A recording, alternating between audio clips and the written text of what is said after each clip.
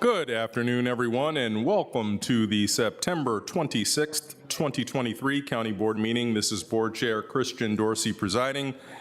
Also joining me today are Vice Chair Libby Garvey, as well as board members Matt DeFerranti, Takis Karantonis, and Tanya Talento. We will begin our afternoon session with some recognitions and reports from board members as well as the county manager. To start us off, we have an employee care spotlight. I'd like to turn it over to Mr. Schwartz. Thank you, Mr. Chair and members of the board. A couple of special spotlights today. First, we want to start off with libraries, which are well represented here. And you know, as libraries and librarians across the country are being challenged just for performing their jobs, it's important to recognize those professionals who work every day to provide a broad and diverse library collection to our community. So Sarah Davio, you can stand up when I say your name. It's okay, Sarah. She's not here. She's at the dentist. Okay. Apparently she thought going to the dentist would be more pleasurable than being at a county board meeting. I can't figure that one out. Who leads the collection development team, and she's the architect for Arlington Public Library's special collections. And whether it's a graphic novel, a picture book, an American Girl doll, or a best-selling novel, she's played a role in selecting each item in our libraries. She recently organized the Read Outside the Lines project, a service dedicated to encouraging residents to read books from diverse authors and cultures different from their own. And I think she's I think she's, how many year employee of the county? About 12 years, yes. And so Rebecca, okay. Rebecca, doing a great job. Yeah. You know, our employees are so dedicated that they can't pull themselves away from their work. Rebecca Case, who's the library's cataloging and metadata manager, and you know what? She may be the first metadata manager I've ever met. And she leads the team that makes all of the library's material accessible to the community. She and her team work tirelessly to help patrons ensure every book in the library's collection is searchable and, more importantly, findable. Peter Petrusky agrees with that, so it must be true. She's currently hard at work revitalizing the county's detention center library to enhance the services there. So since they are not here, I'm going to ask the entire library team to come up, and I'm going to give, and I'm going to give these two certificates to Diane Kresh, and the gifts you'll have to fight among yourselves and give to Rebecca and Sarah.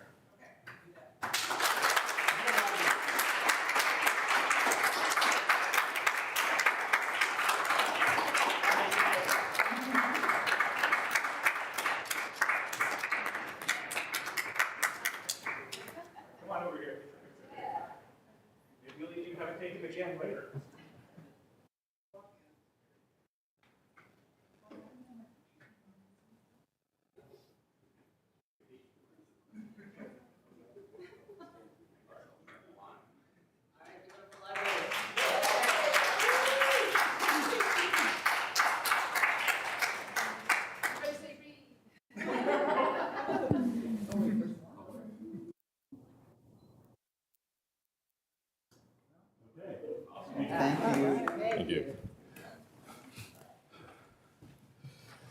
You know what, I would ask that our library team not go anywhere, because we'll take advantage of this opportunity to spotlight the work of your employees, to also offer for consideration a resolution to be adopted by the county board on this afternoon. As County Manager Schwartz alluded to, this is an interesting time for libraries and library staff. As close as Front Royal, Virginia, we have this ongoing battle as to the role of libraries to be independent curators of works that are available and accessible to all in a community without interference from government or people with agendas that are inconsistent with the mission of a library. Fortunately, here in Arlington County, I believe we have the kind of backbone in the community that resists such efforts, but it never hurts to positively affirm who we are and what we believe in. And so to that end, I'd like to offer this resolution. And I believe our clerk has it and it can be projected, but if not, I will read it. Whereas public libraries have come under increasing pressure nationwide from groups and individuals seeking to restrict access to books, whereas the county board supports Arlington Public Library and the community's freedom to read, and whereas Arlington County is a signatory to the Freedom to Read statement provided by the American Library Association, which declares the importance of protecting the freedom of all individuals to read freely without fear of suppression or censorship, and whereas upholding the freedom to read and supporting public libraries calls for active engagement from community members to resist attempts by individuals or groups to limit access to information, ideas, and the diversity of viewpoints as provided by the public library. And whereas APL's mission is to champion the power of stories, information, and ideas to create space for culture and connection, and to embrace inclusion and diverse points of view. And whereas APL ensures a safe, welcoming environment for the free exploration of a broad range of ideas and provides encouragement and opportunities for all community members. And whereas the library gives a voice to people whose identities and stories have traditionally been underrepresented, such as people of color, the LGBTQIA+ community, and/or persons with disabilities. And whereas public libraries are cornerstones of strong communities providing free access to ideas and information.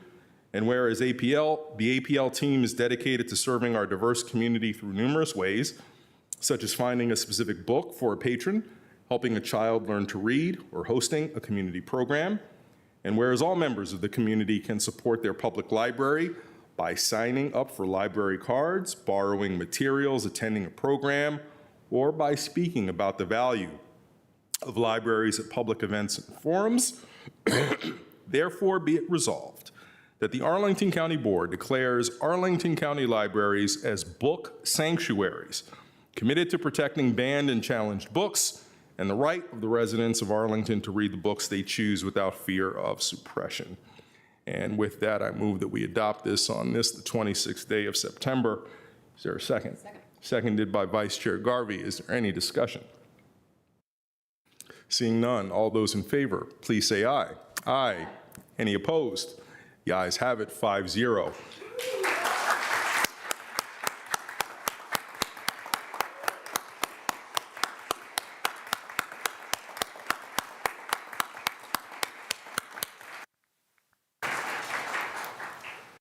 Thank you for all that you do. Thank you for making it possible for Arlington to be a kind of community that can resist in this way.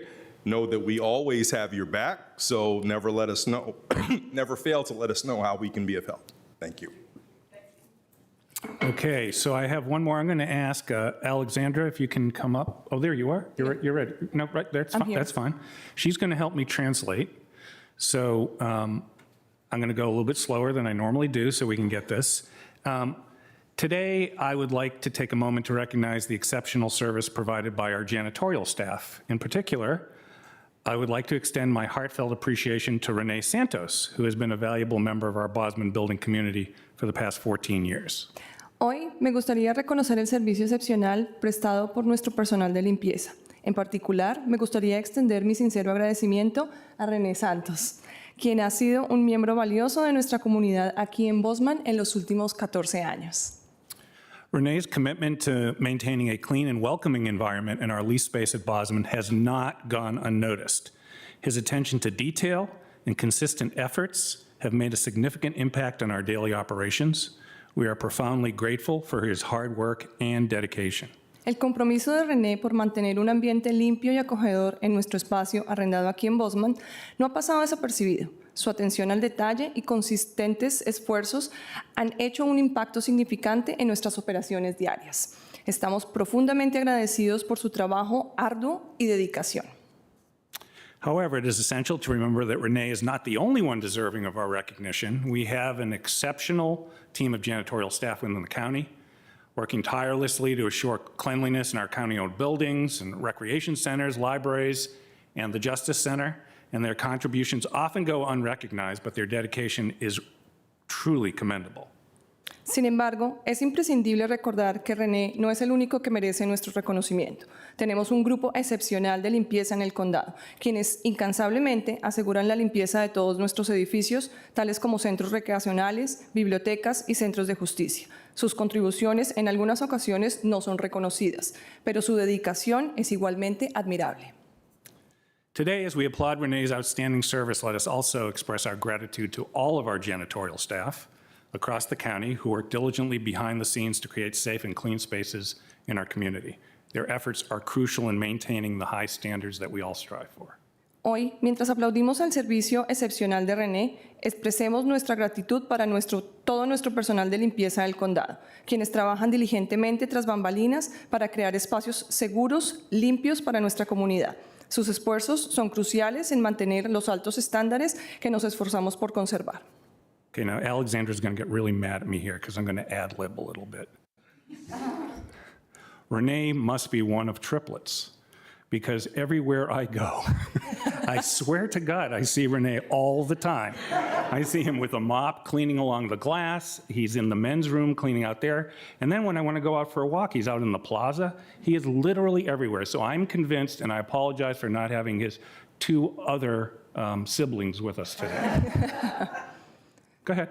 Ok, René puede ser uno de tres de trillizos porque a cada lugar al que voy me lo encuentro. En la plaza, en el baño de los hombres.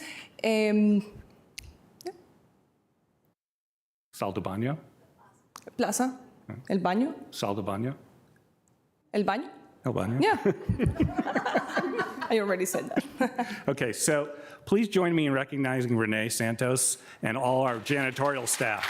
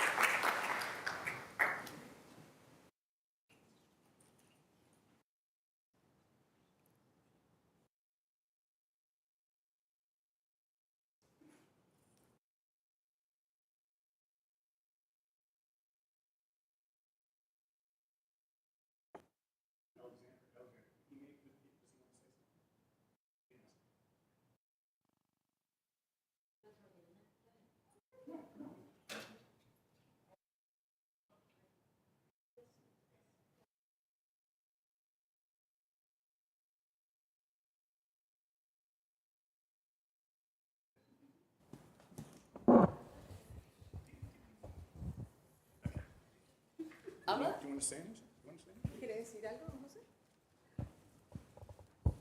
Ya, para mí es un honor haber recibido esta sorpresa de este día.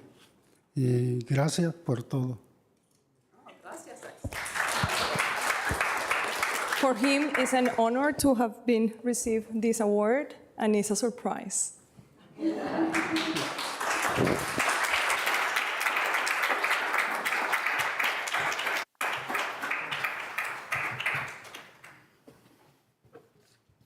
Over to you. Thank you, Mr. Schwartz. We have a number of proclamations to read and talk about this month. First, I'd like to alert people of the upcoming World Culture Festival, which will be taking place at the National Mall the weekend, is it this weekend coming up? Yes. Yeah, this weekend coming up in Washington, D.C., beginning Friday evening through Saturday afternoon. And this is going to be something that's going to take over the National Mall with a giant stage with a lot of arts and cultural performances, meditation, as well as opportunities for people of all ages to enjoy an outdoor festival in the nation's capital. And this event has had some satellite events that have occurred in Arlington County, and they're sponsored by the Art of Living Foundation. This is a nonprofit that was established in 1981 by Gurudev Sri Sri Ravi Shankar, who is a renowned guru. And this non-governmental organization has been devoted to working on mental health initiatives with veterans, healthcare professionals, law enforcement, and students from elementary through university ages. They have programs that have reached over 800 million people in 180 countries. And the resolution or the proclamation has a few whereases that I'll read to you now. Whereas the foundation is hosting the World Culture Festival in Washington, D.C. from September 29th to October 1st, and the festival will bring together cultures from around the world in celebration of diversity. And whereas the foundation's tireless advocacy has grown to become a model for positive mental health, and the World Culture Festival created by the foundation as a powerful platform advances their vision of a more harmonious world promoting diversity and inclusion on a global scale. Now, therefore, I, Christian Dorsey, Chair of the County Board of Arlington, Virginia, do hereby recognize the Art of Living Foundation's outstanding accomplishments and contributions to mental health and diversity worldwide. And I do encourage Arlingtonians to check out the festival at the National Mall this upcoming weekend. Next, I'd like to highlight National Preparedness Month, and always the annual treat where our colleague, Vice Chair Garvey, can walk through a little reminder of things that we can all do to become more prepared.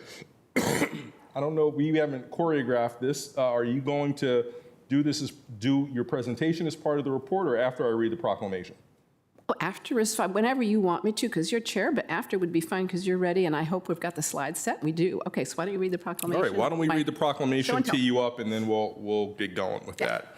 So whereas the Board of Arlington County, Virginia recognizes the importance of preparedness and ensuring the safety and well-being of our residents, and whereas emergencies and disasters can occur at any time, being prepared is essential for effectively responding to and recovering from such events, and whereas the Arlington County Department of Public Safety, Communications, and Emergency Management is committed to equitably promoting and enhancing community preparedness through education, outreach, and resources, and whereas residents can enhance preparedness by staying informed about local emergencies by subscribing to Arlington Alert, creating a family emergency plan that includes communication strategies and evacuation routes, assembling an emergency supply kit with essential items such as food, water, medications, and important documents, learning life-saving skills like first aid and CPR, and encouraging others to do the same, and volunteering with organizations dedicated to emergency preparedness response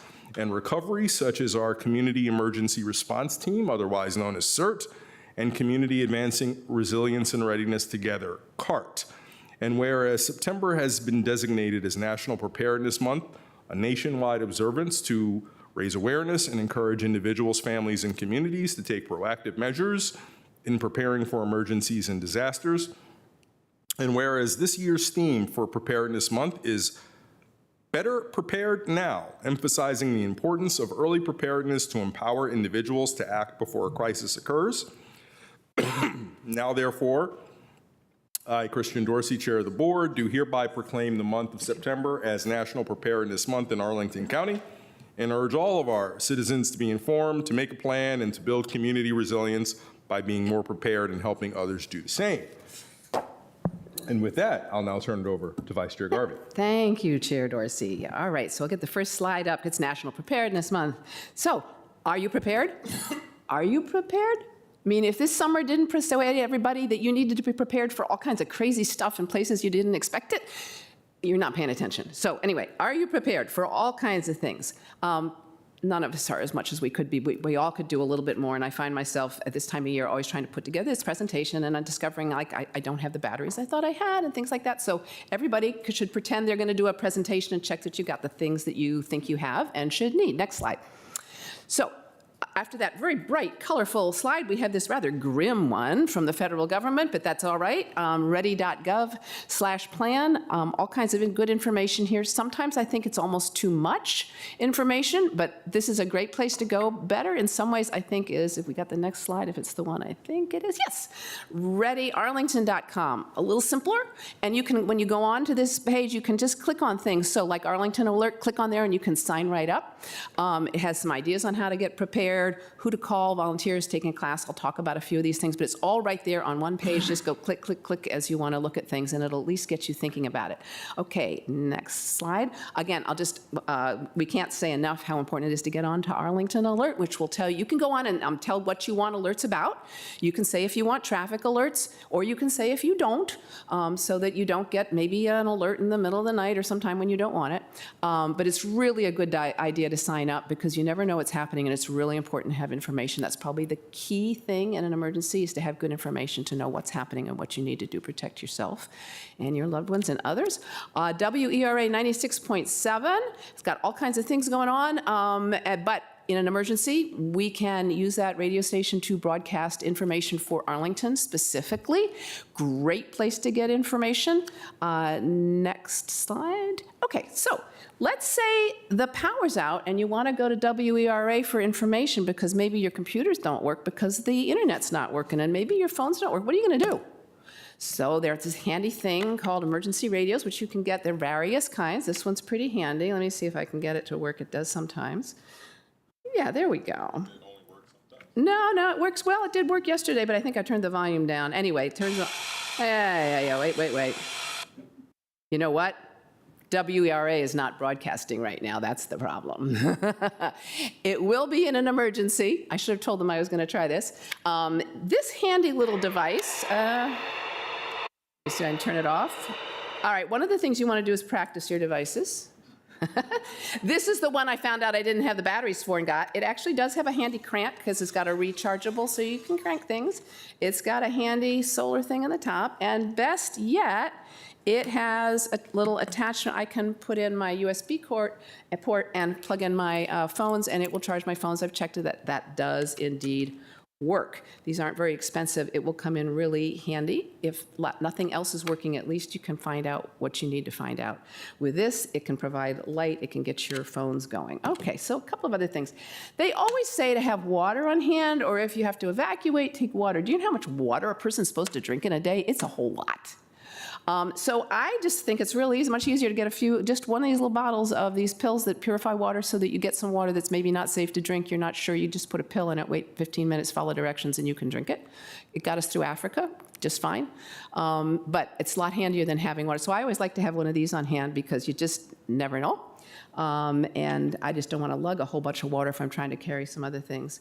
All right, so the power might be out, and I know your phone has got a flashlight on it, which is really handy, and people think they have that, so that's great. But you don't want to wear down your phone battery at night, and if you've got kids or something like that, a little night light would be nice. So a little electric candle, always good. Again, batteries, check that it works, and it gives a nice little ambiance. Then, if you're in an emergency and you need to do things, right, and you need a flashlight because there's no light, and I will tell you, if any of you haven't been like camping or anything at night, if there's no electricity, it's really dark outside. You really can't see anything. Can't see anything in the house either. So a little flashlight like this is handy. It's got 3 different settings, and you wear it on your head. So if you're trying to do something with your hands, you're not having to hold it with one hand and do it with the other hand, or try to hold your phone in your teeth or something. I've seen people hold flashlights in their teeth. That's really awkward. This is much handier. Just put it around your head, and you can, where you're looking is where the light will go.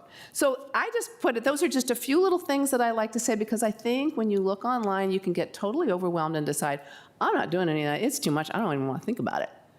But we really do need to think about it. If there is a major emergency, I mean, our emergency responders can have a lot to do. You really ought to be able to be on your own for 3 days. Food is good, canned food is good. Think it through. Do you have a can opener that works without electricity? Make sure you do. It's hard to have a can of food and no can opener. So there's just a few things like that to think through. If this is out and you're separated from your family, what are you going to do? You got a plan where you're going to kind of meet up? Everybody try to get home, or everybody try to get to the nearest fire station, or just talk it through. It's just a matter of kind of thinking it through and being a little bit better prepared. And thank you for your attention. It's good for me to do this every September because I always find that I'm missing something. The last time I couldn't find my radio for a few hours. But it's really good to go through it every September and be a little bit prepared, because you never know what you're going to need. And then finally, when you go onto that page, there is CERT and there is preparedness, like Be the Help before help arrives, that can train you in training so that you can help your neighbors. First, you need to be able to take care of yourself, your family, and then if you've got some extra, be able to take care of your neighbors too. Thank you. All right, thank you, Vice Chair Garvey. And there's CERT, and we also have CART, and we also have attending here the Director of the Department of Public Safety Communications and Emergency Management, Will Flagler, who I'd like to invite up to both receive the proclamation and also to bring up the team, as well as say any other words that you would like the community to know. Oh, you're good?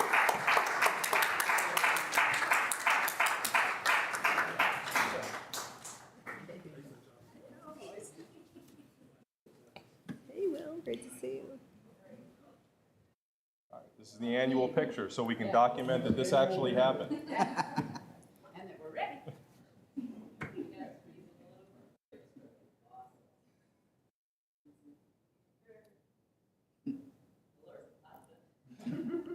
All right. Prepared. Yay.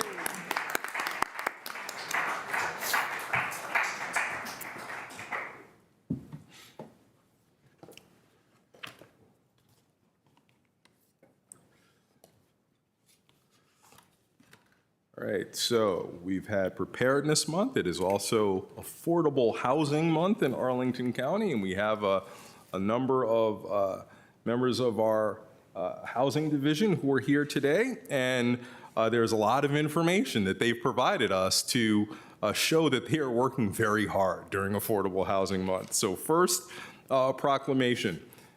Whereas it is the vision of Arlington County to ensure an economically and culturally diverse, inclusive, and sustainable community, and whereas access to expanded affordable housing choices for our low and moderate income households and workers in the form of both rental and home ownership is fundamental to maintaining healthy neighborhoods and families, whereas the county board pursues the preservation and creation of affordable housing through ordinances, plans, site plan approvals, publicly funded affordable housing programs, and other policies and programs. And whereas the county has adopted the Affordable Housing Master Plan that outlines goals, objectives, and policies to ensure an adequate supply of housing to meet the community's needs, enable access to housing and services, and to contribute to the community's sustainability.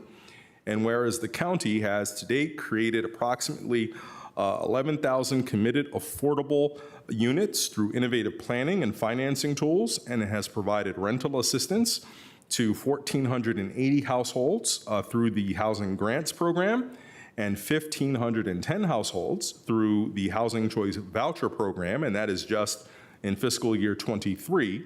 And whereas also in fiscal 23, the county completed 13 moderate income purchase assistance or MyPAP loans, provided home buyer training to 77 households, and initiated with our Housing Arlington efforts in 2019 to pursue new and creative ways to expand the supply and diversity of housing in Arlington and to increase and preserve Arlington's affordable housing stock.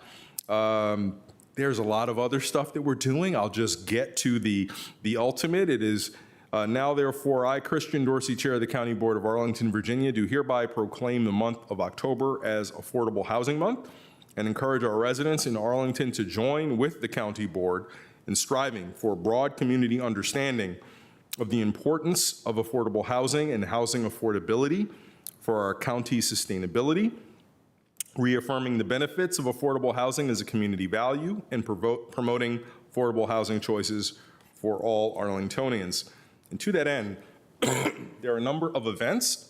We have a little slide presentation to alert you on. First, on Wednesday, tomorrow, there's an event that will feature renowned sociologist and Princeton professor Matthew Desmond, who's doing a book talk at Central Library. And it is his book that is going to be the subject of the conversation, Poverty by America, that's B-Y, by America, investigates why the United States has more poverty than any other advanced democracy. This event is being hosted in partnership with the Arlington County Department of Community Planning, Housing, and Development, the Arlington County Department of Human Services, as well as the Arlington Community Foundation.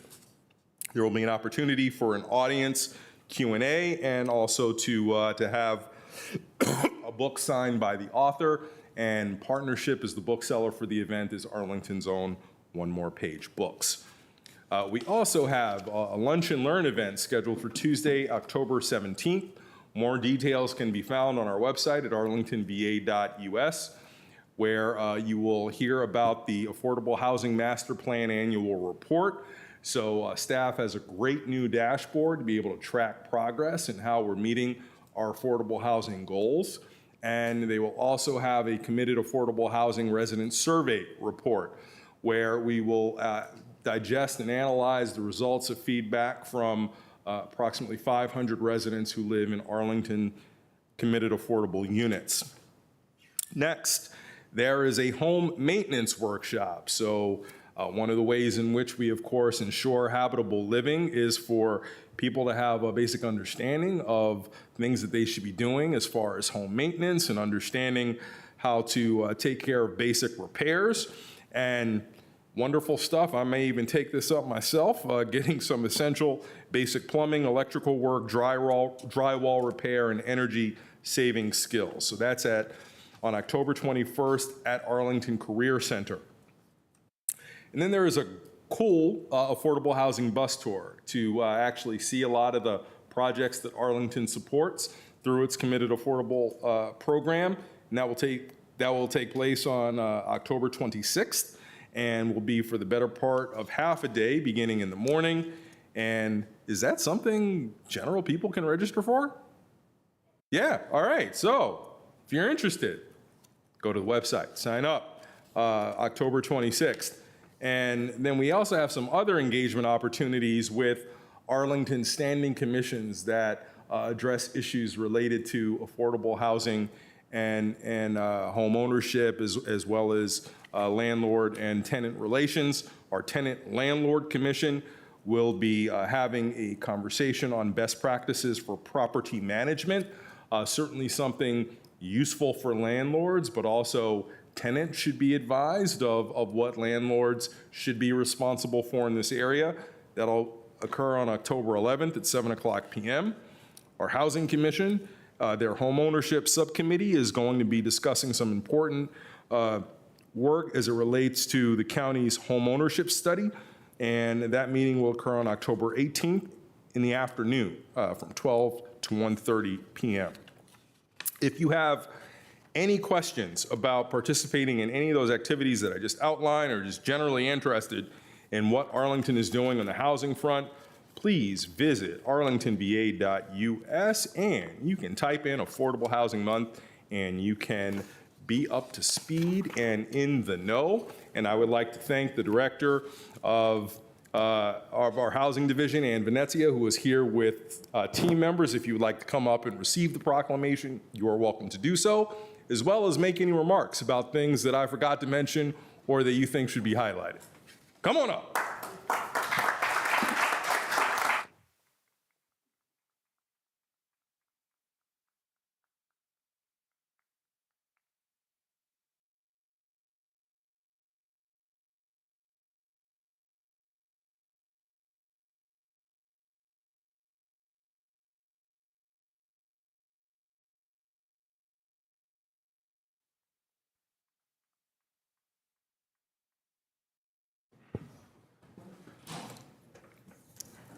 All right. Not just preparedness and affordable housing, it is also Urban Agriculture Month. And for that, to save my voice, I'm going to turn it over to Board Member Matt DeFerranti. Thank you, Mr. Chair. Perhaps it is the particular authenticity and power of the support for our libraries and the fact that you all are willing to stay for the other parts of this that makes this, along with Mr. Santos' recognition, as a powerful set of items that are all related to how we can strengthen the American dream. Part of that, I think, is addressing hunger, and urban agriculture is deeply linked to that work. So we have a proclamation, and so glad you guys are here again, and I will see you on Sunday for a special part of the year and session that we do. But whereas Arlington County supports the proliferation of indoor and rooftop urban agriculture and the strengthening of regional community food systems, including matching grant funding to support commercial agricultural enterprises that create new jobs in this emerging sector. Whereas Arlington supports community gardens and other design elements of biophilic cities to encourage an appreciation of natural processes and the importance of a healthy ecosystem, including the health of the Chesapeake Bay watershed. Whereas Arlington's resiliency planning addresses natural disaster to extreme climate events and man-made emergencies, highlighting the importance of sustainable food systems through the Food Security Coalition, with a coordinated regional approach to grow, distribute, and promote access to healthy food. And whereas Arlington County supports local agriculture with 9 farmers markets that reach up to 4,000 customers each market day, and provide food for donation and matching SNAP, WIC, and SFMNP benefits. 433 county-supported community garden plots, including an ADA accessible space, yard and food waste collection for composting, gardening, education from county libraries, and school gardens offering learning opportunities for our youth. And whereas the Virginia Cooperative Extension and its Master Gardener and Master Food volunteer programs provide extensive public education and volunteer training programs to facilitate the production and preparation of nutritious food. And whereas the Friends of Urban Agriculture's Plot Against Hunger program supports school gardens, local gardeners, gleaning opportunities at area farms that provide fresh produce for individuals, and substantial donations to local food pantries, and demonstration urban gardens in partnership with the county and local civic and regional associations.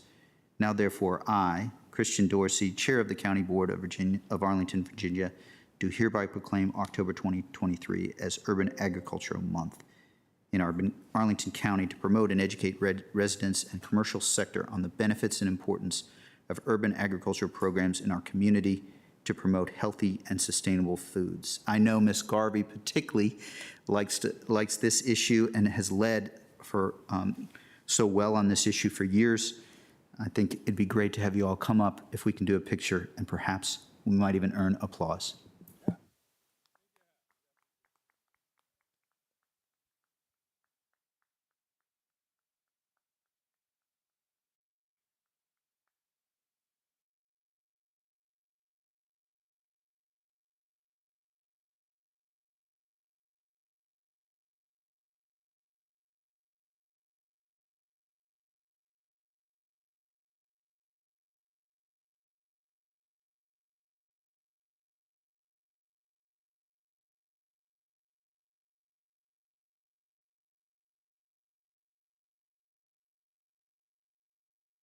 Thank you, Mr. DeFerranti. I'll also note that earlier this month, we commemorated Disability Voting Rights Week. That was September 11th through the 15th of this month. And, you know, of the 61 million adults who live with disabilities in communities throughout the United States, 14,000 of whom live in Arlington County.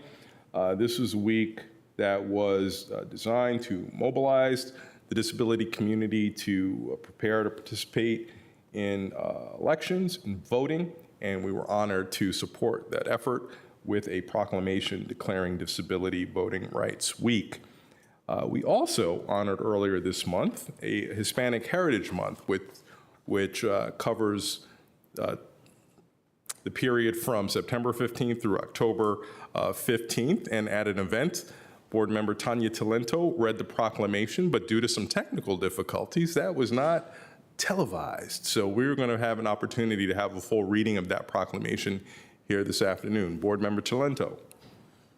Thank you, Chair Dorsey.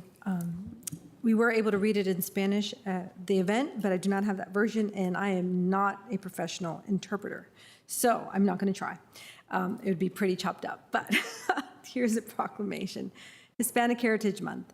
Whereas Arlington recognizes human mobility as a right to freedom of movement protected in the Universal Declaration of Human Rights and as a foundation of our own democracy, and whereas Hispanic people comprise 19% of our nation's population and 16% of Arlington County residents, strengthening our mosaic of businesses, cultures, and talents. And whereas Arlington County recognizes that the Latino community is multicultural, multilingual, and extends beyond South and Central America to include people with ancestry around the world. And whereas the language of inclusion continues to evolve, thus giving voice to previously excluded members of the Hispanic and Latino communities, and better expressing the identities and hopes for future generations. And whereas the Hispanic community is leading conversations about gender equality, sexual diversity, systems of oppression, including systemic racism and colorism, social justice, inclusion, and belonging, and human rights in their communities abroad and locally. And whereas the Alianza Employee Resource Group was established as a place for Arlington's County Hispanic, Latino, and Latinx employees to share our various cultures with each other, with other county employees, and with the broader Arlington community. Now, therefore, our Chair, Christian Dorsey, Chair of the Arlington County Board, does hereby proclaim September 15th through October 15th, 2023 as Hispanic Heritage Month, in Arlington County and urge our residents to join and support the county celebration of the rich heritage of our Hispanic residents. Thank you. Thank you, Ms. Talento. And next, I'd like to honor the lives and service of some important people who passed on over the last month, or at least since the board last met. And I'd like to first start with former county board member Joe Holy, who was known to every one of us and many of the community, not just because of his board service, but because of his lifelong interest in good government and in helping Arlington work through sticky issues whenever they emerged. For those people who knew Joe well, they know that public service was really not his lifelong ambition. In fact, he wanted to be a math teacher, and that's reflected in his undergraduate and graduate work in mathematics. And for those who knew and had an occasion to talk to Joe, they would not be surprised to know that his other graduate studies centered on philosophy. He was able to take those academic interests and have a career in academia, but also in sort of the burgeoning industries in the federal city, which included work as an analyst, working on security issues, but also working in the nonprofit world at places like the Urban Institute. And he was then able to sort of take a lot of these perspectives that he had gleaned, and he wanted to apply them to a real life scenario, and ran for and was elected to the Arlington County Board, where he really wanted to focus on government doing things right, government doing things efficiently, and being able to be a careful steward of resources. And so he served during the 70s in the county board, served as chairman on 3 separate occasions. He also was one of the very influential board members in the formative years of the Washington Metropolitan Area Transit Authority, Metro, and earned a great deal of respect from the region for his effective service in that capacity, and did something that is certainly not typical. After 2 terms on the county board, he decided that he wanted to return to civilian life and spend more time with his family, and also devoted to his religious and philosophical studies.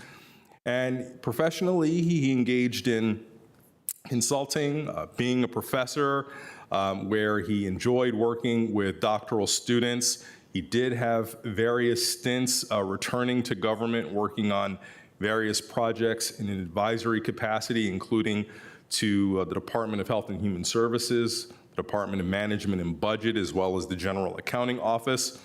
But he also always remained interested, available, and active in local affairs and local causes, including serving as president of the Hospice of Northern Virginia, and also serving as director of the Arlington Community Foundation, and being a principal co-founder of the Arlington Partnership for Affordable Housing, as well as being involved in the founding of the Alliance for Housing Solutions. Joe was a member of many professional associations and organizations, too many to name. He was certainly a fixture in Arlington County, one whose counsel I greatly benefited from, and it was a pleasure to know him throughout his life. Joe was predeceased earlier this year by his wife, Midge, but they do have 4 children who survived, both of them. And I think in summing up Joe's contributions, the Washington Post said it best upon the occasion of his deciding not to run for re-election to the county board. They said, and I quote, "Of the many men and women who have held public office in various governments of this metropolitan area, few have enjoyed as much respect by their counterparts around the region as Joseph S. Holy of Arlington, who now leaves the Arlington County Board to devote more time to his family. In addition to an impressive record as a serious local government scholar on the county board, Mr. Holy has served with distinction as a member of the Metro Board during some of its roughest times." So, to Joe and Midge's 4 remaining children, we offer our condolences, but also our thanks for the service that they both gave to Arlington County. Any other reflections on Joe? We'll start with Vice Chair Garvey. Yeah, thank you. Just a couple of things. I mean, I think you sort of mentioned this, but the reason we have all of these metro stops in Arlington and we have all of this height and all of this smart development is really Joe Holy. I mean, there were a number of people involved, but he was absolutely key. I mean, it was really his vision that really made Arlington what it is today. He and Midge, I think, are maybe one of the original power couples. They were a force. They were amazing. I was lucky enough to have them sort of support me early on in my career, and it's probably part of the reason I'm here today, because they were very respected in the community, and nobody kind of knew who this upstart was, and they weren't so sure about me. But with their imprimatur, that helped quite a bit. Just marvelous folks. One story that his granddaughter told, which is just sort of what a great grandfather he was. All the time playing with the children, all this. And she said when she was about 13, she happened to be looking at some books on the shelves and realized they were all written by your grandfather. She didn't know he wrote books. He's just a brilliant man in his career and a wonderful person. I think this picture kind of says it all. And we certainly could use more people like this in the world, and we owe him and Midge really a great debt of gratitude, and the family too for sharing him for so many years. Thank you. Indeed, thank you. Mr. DeFerranti. Thank you, Mr. Chair. This, I was able to go to the wake and service for Joe Holy. This is a profound loss, I think, in some senses, to both your comments. You could say that in delivering the transportation-oriented development that we see and that has helped make Arlington such a success as a community, perhaps Joe Holy might have been the father of a lot of that, along with Ellen Bosman and some others. But such an extraordinary leader. My experience with him, there was a Cozy in Virginia restaurant in Virginia Square that is now gone, but we had about a 2-hour lunch there, and he was off to teach and mentor, and I'll never forget that lunch, along with my connection was partly about housing, because when we passed, I was part of the Affordable Housing Working Group, and when you passed, this board passed the Affordable Housing Master Plan, halfway through the testimony was Joe Holy sitting most of the time in that chair, and then with the sort of finger wagging that sometimes you'd be worried about, but not with Joe Holy. He said, pass this plan and do it unanimously. And I think that's the sort of moral leadership that he was all about. And it's a legacy we have to try to live up to. And the last point that I'd make is to yours, Mr. Chair Dorsey. He shared with me, and he was so committed to Midge at a time when men were not partners in this fundamental way. He was aware of this, and he was so committed to it throughout. And so in that way, his balance of work and family is also a model that I will aspire to live up to. What a great man. Thank you. Mr. Karantonis. Thank you, Mr. Chair. Indeed, we lost one of our spiritually and conceptually foundational members of this board, and one of the, literally one of the most influential, and I agree with your assessment, Mr. Chair, in this region. I had the immense privilege to have a lot of conversations with Joe Holy, both in conjunction with my own public service, but also before that, just trying to understand the county I'm living in. And what struck me always as absolutely immensely innovative was his ability and capacity to be both things in one. He could be an immensely visionary, progressive, compassionate, responsive leader, and at the same time, he could be very, careful with public finances, careful on how we budget, and he was really a hawk on good governance. I believe that we have a document every year. It's almost 1,000 pages strong. And a big reason why it is 1,000 pages big, it's our budget, is because Joe Holy was one of the people, one of the leaders who in this region and specifically in this county introduced zero-based budgeting. This is the type of budgeting that every year has to explain and justify every single expenditure everywhere from zero. And this is an amazingly, no, it's a tough exercise every year to do that, but it's a good exercise. Every year, all Arlingtonians, we have the opportunity to see how this machine of our local government works, and we can extract from this mechanism the best outcomes. And he was really focused on excellence in outcomes. His commitment to affordable housing was exactly for that. The reason why transportation and affordable housing have to click together to really work for people. This was Joe Hawley. He really was one of these pioneers. And it's an extremely inspiring personality. And since we're talking about libraries today, there is a part of the libraries which is part of Oral History of Arlington. There are 2 interviews with Joe Hawley. I really invite you to go and hear them. One is from 1989. He's alone. It's just right when he left office, about a little bit later. And then another one, he's with Ellen Bozeman together. So these are really very interesting and insightful interviews. I just invite everybody to listen into them. Thank you, Mr. Carantonis. And Ms. Talento. Thank you, Chair Dorsey. Unfortunately, I did not have the privilege of knowing Mr. Holy as well as my colleagues, but I did have the honor of having him be one of my supporters when I was running for the school board. And I think as a young public servant, the one thing that I tend to take for granted is the amount of knowledge and experience and amazing public servants that Arlington has had. And even though they are not serving in the public in the light that we are used to, you will always find them as new and upcoming leaders come to the table to step up and serve. And Joe Hawley was one of those people.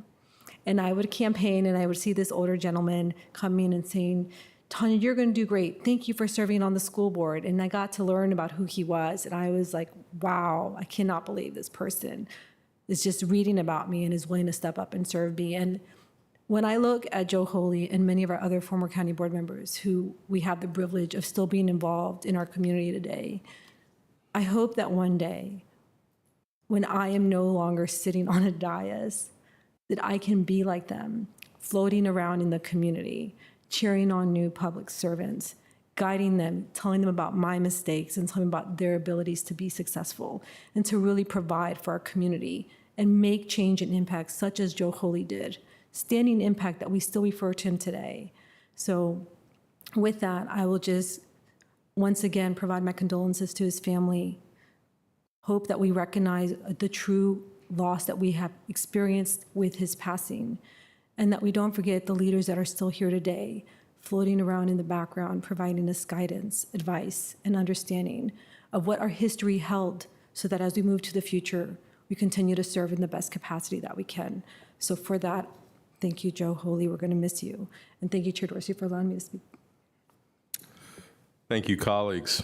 And as is the case with Joe Hawley, we get to reflect and commemorate a life well lived with many opportunities to contribute with which Joe Hawley did to a degree that makes him elite in our community. And then there are times where we recognize the passing of someone who unfortunately was taken from us before they had an opportunity to fully realize all that they could be. And that is the case with Corporal Spencer Collard, who at just 21 years old, unfortunately on August 27th, died during an aircraft crash during a military exercise off the coast of Australia. He was a corporal in the Marine Corps, and on that day, along with 3 of his fellow service members, due to a issue that I believe is still under investigation, aircraft failed, killing 3 and injuring to varying degrees the other 19 people on board. Young Corporal Collard has a unique story. He wanted to serve his country, and he looked at the first opportunity to do so soon as he graduated from high school. graduated from Washington Liberty as part of the class of 2020, and was also before that part of the original class at Arlington Tech. He entered the Marine Corps at age 18, and unfortunately, his life of service was cut way short. And we send our condolences, and did send our condolences to his parents, Alexia and Bart. And, we very much appreciate that he was willing to give his life in service to his country, and regret that unfortunately it happened so soon. At this moment, I would also like to make mention of another passing I know that was significant to many of us up here in the dais, Miriam Balutis, who passed away in September as well. Miriam was a fixture in many civic activities in her neighborhood in Lyon Park, and also as part of the local Democratic Party, it should be noted. But more than that, Miriam was someone who had a clear moral clarity for how the world ought to be, and wanted to support organizations and causes and efforts that supported that. So our condolences go to her family, Jan, her partner, as well as her children, Juliet and Adam.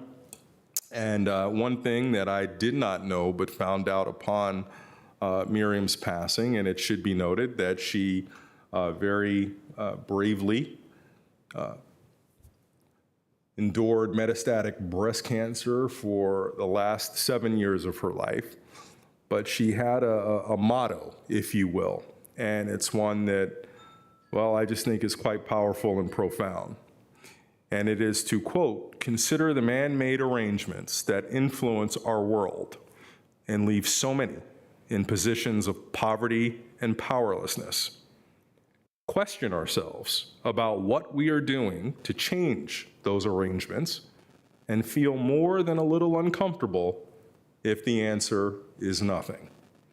And so with that, I'd like to reflect on Miriam's life, and also send our condolences to her partner, her children, her sister, and extended family of nieces, nephews, and everyone else.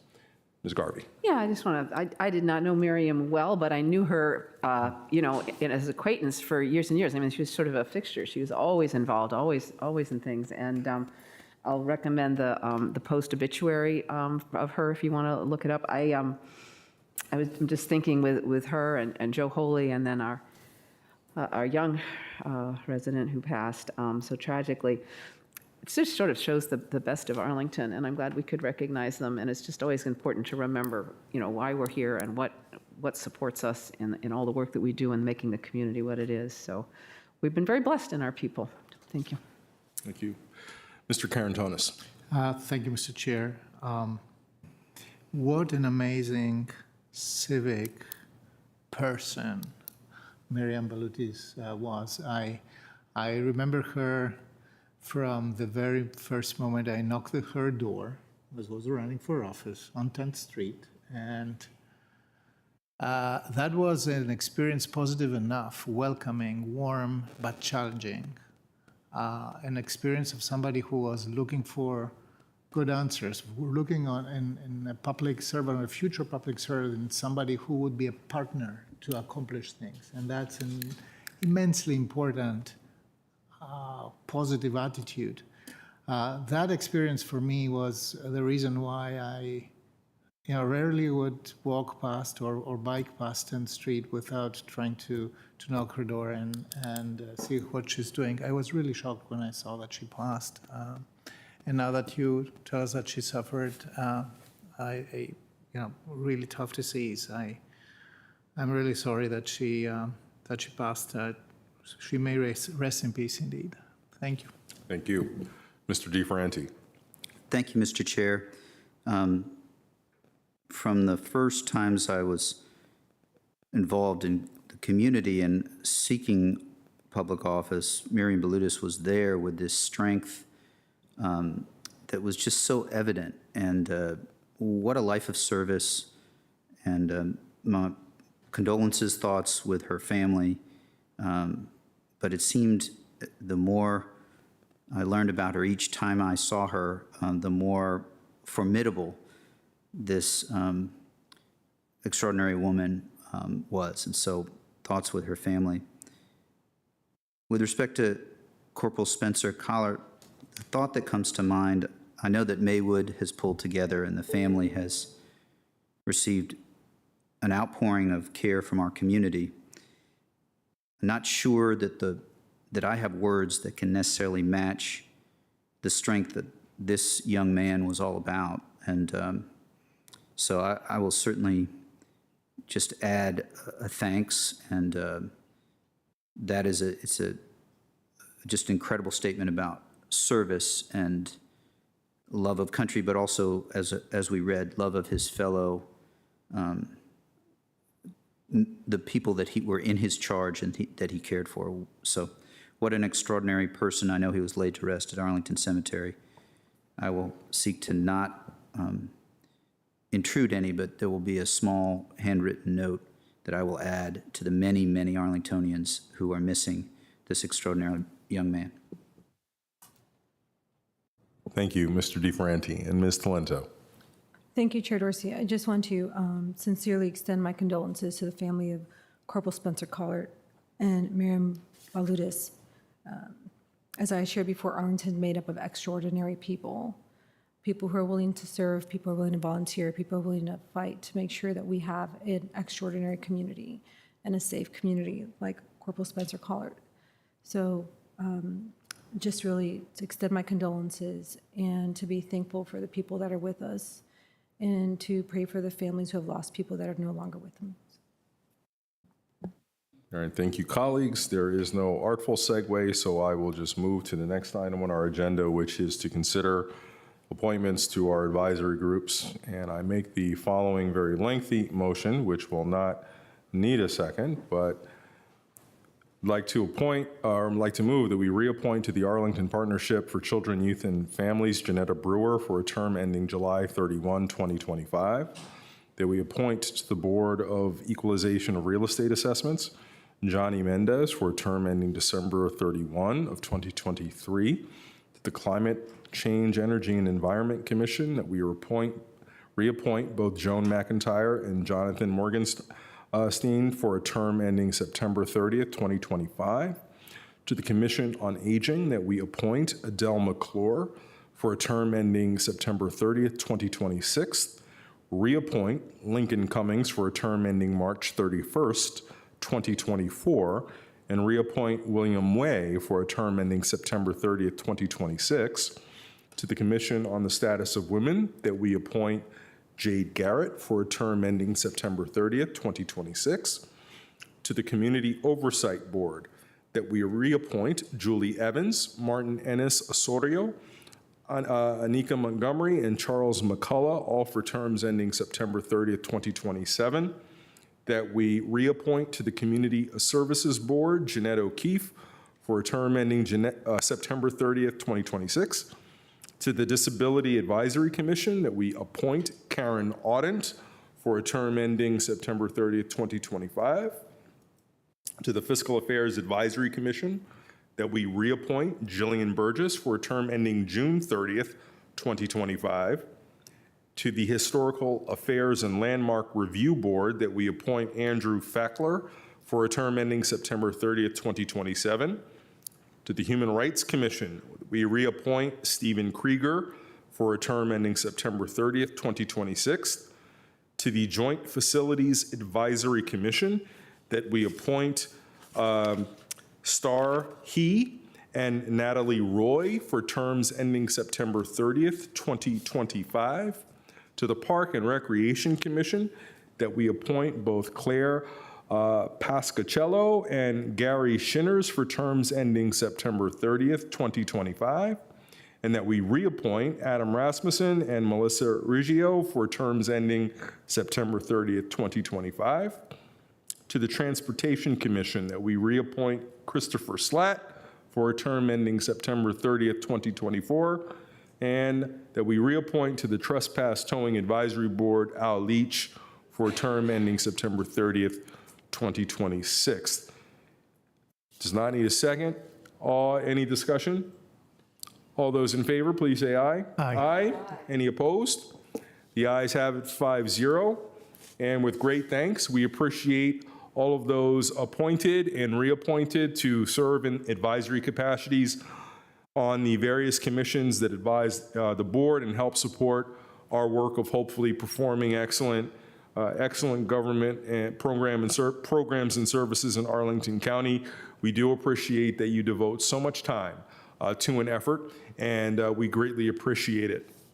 And good luck to all of you in your service. As part of the whole life cycle of appointing people to commissions, there comes a time when people are no longer eligible to serve. And I would just like to briefly mention some people who have given extraordinary service in an advisory capacity, particularly as it relates to Arlington streets and the safety of our public right-of-way. Kevin Sweeney, who's devoted 22 consecutive years really to this work as part first of the Neighborhood Traffic Calming Committee, which he served on from 2001 to its winding down and sunsetting in 2017. He was chair of that group for a period of time, and then when the NTCC disbanded and was sort of its scope of work morphed into our Neighborhood Complete Streets Committee, he was one of the founding members and helped guide that process. And he has now served his maximum of 3 consecutive terms on Neighborhood Complete Streets. And all told, Mr. Sweeney has devoted 22 years to the safety of Arlington streets, and we thank him very much. Also terming off of the Neighborhood Complete Streets Committee are Bill Braswell and Ed Hiltz, who are also founding members of NCSC and have completed their maximum 9-year terms, and we wish them all well, but most importantly, thank them for their service. Now I'd like to move on to other board member reports, starting first with Mr. Carantonis, to be followed by Mr. DeFerranti. Thank you, Mr. Chair. I wanted to, and actually my report has a lot to do with the dedication of Arlington volunteers, but in yet another very important aspect of our community life. I had recently the opportunity to participate in an event that celebrated the newly naturalized U.S. citizens here in Arlington. People from 35 nations, more than 35 nations indeed, and they all gathered in Arlington Mill. And the reason why they gathered there is because they had they were all students or alumni of a program that we actually offer. And these are citizenship classes. As many know who, like I, have been naturalized here, you have to prepare for your citizenship, and and that's not a trivial task. It needs a lot of preparation. And I was absolutely immensely impressed by the number of volunteers who offer a lot of time and talent to this program, preparing our fellow citizens for their citizen exams. These classes are offered, they're free. They are part, I mean, when somebody is already in the process of attaining U.S. citizenship, they are available to them here in Arlington. They are about civics, and they practice English because they have also to certify or to show that they have a level of command of the language that the citizenship process demands. They are offered at different times, morning, evening, and Saturday. They are in Arlington Mill Community Center. This is where the program is located. And the most important thing is that the kind of faculty you have there is one of a kind. There are even people who are public servants who have worked for the Department of State. I had the opportunity to just converse with the former ambassador of the United States. So this is really an amazing program. And I want to take the opportunity here to to thank these volunteers and also Arlington County staff, mostly part of the Department of Human Services, who are organizing all this. Here in the slide, you can see, a telephone number and an email. Please use that and recommend that to others so that if they know people who are right now in the process of attaining this citizenship, that they can avail themselves of this offer. There is a scholarship that pays the application filing fees for this. The citizenship is not the most inexpensive endeavor. So for a lot of our future U.S. citizens, new Americans, this is a hardship. This needs to be addressed. And there is a concentrated effort, and this program is where this all comes together, where people can seek a scholarship for that. The people who attend, they have to, eligible for scholarship are people who live in Arlington here, and they attend the citizenship classes. They can have a higher income, but they have to be, but they are still in the bracket of lower to moderate, 151 to 350% of the federal poverty guidelines. This is really low in Arlington. This is about 40% AMI. And they have to meet the United States Citizenship and Immigration Services English language proficiency guidelines, and of course to be eligible for U.S. citizenship. Next slide. And this is an open invitation to everybody who sees that to make a contribution, if you can, to the scholarship fund. It really helps. There is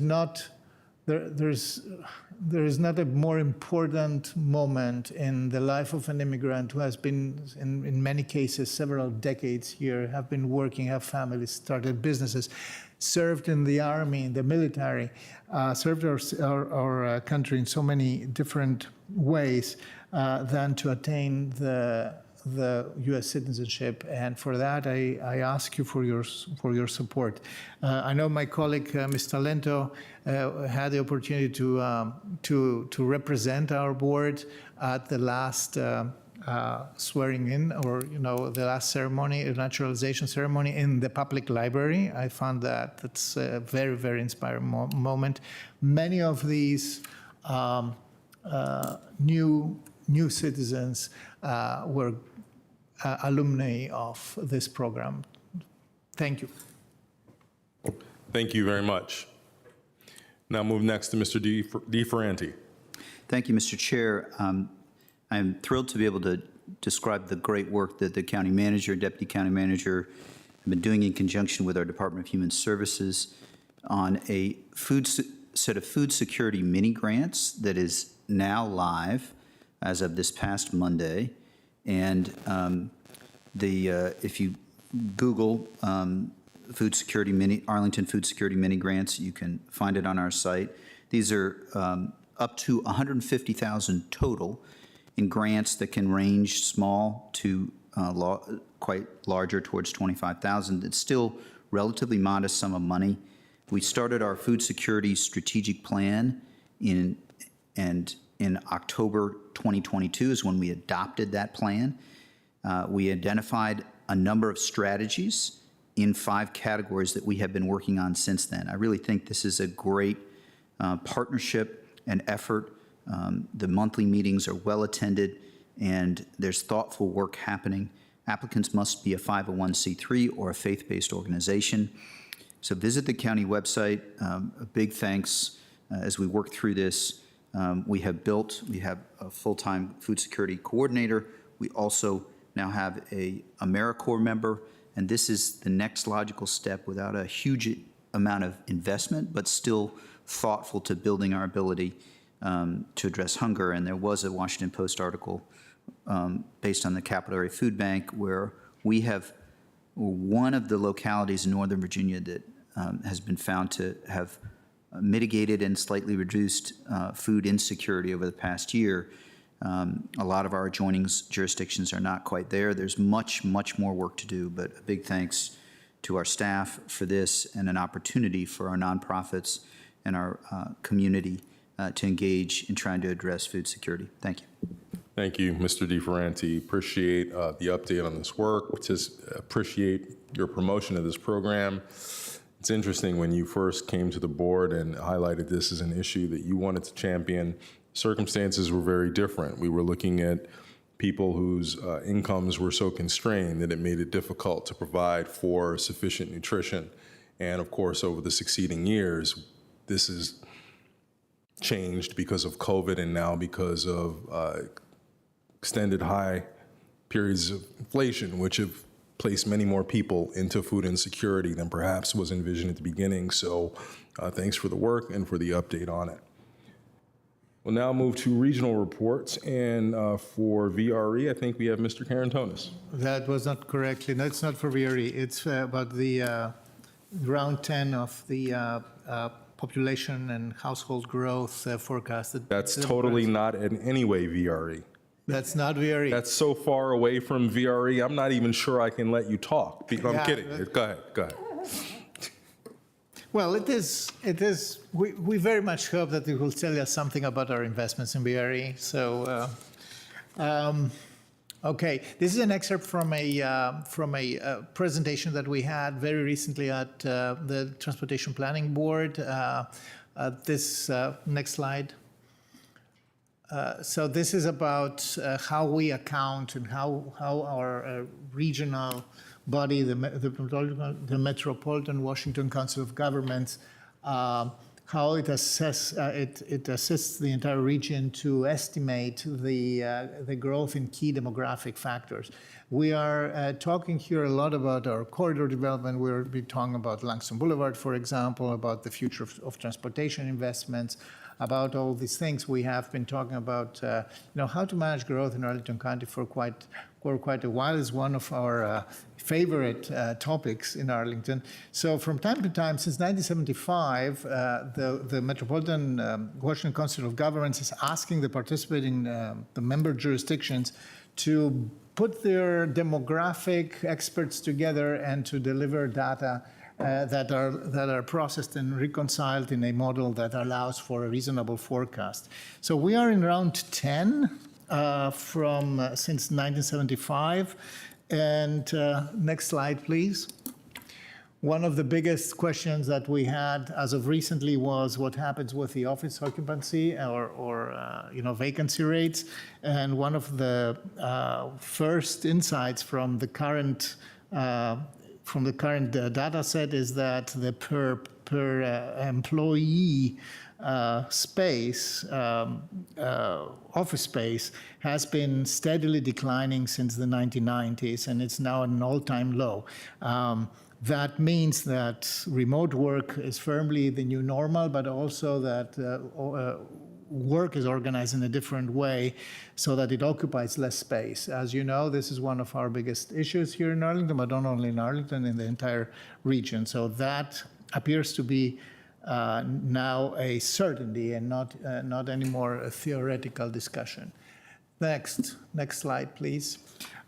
In terms of what industries are right now driving the economy of the region and how the fact that this industry and how they relate to the phenomenon of remote working, you can see here in this slide that the industries that have the highest remote work potential are also the biggest ones. The size of the bubbles just says that they occupy a lot of people and they are really driving this region. So the upper right quadrant of this diagram says that remote work is here to stay and that a lot of the jobs and industries that drive the economic, that drive the region's economy are in this quadrant. This is not easy news for anybody of us.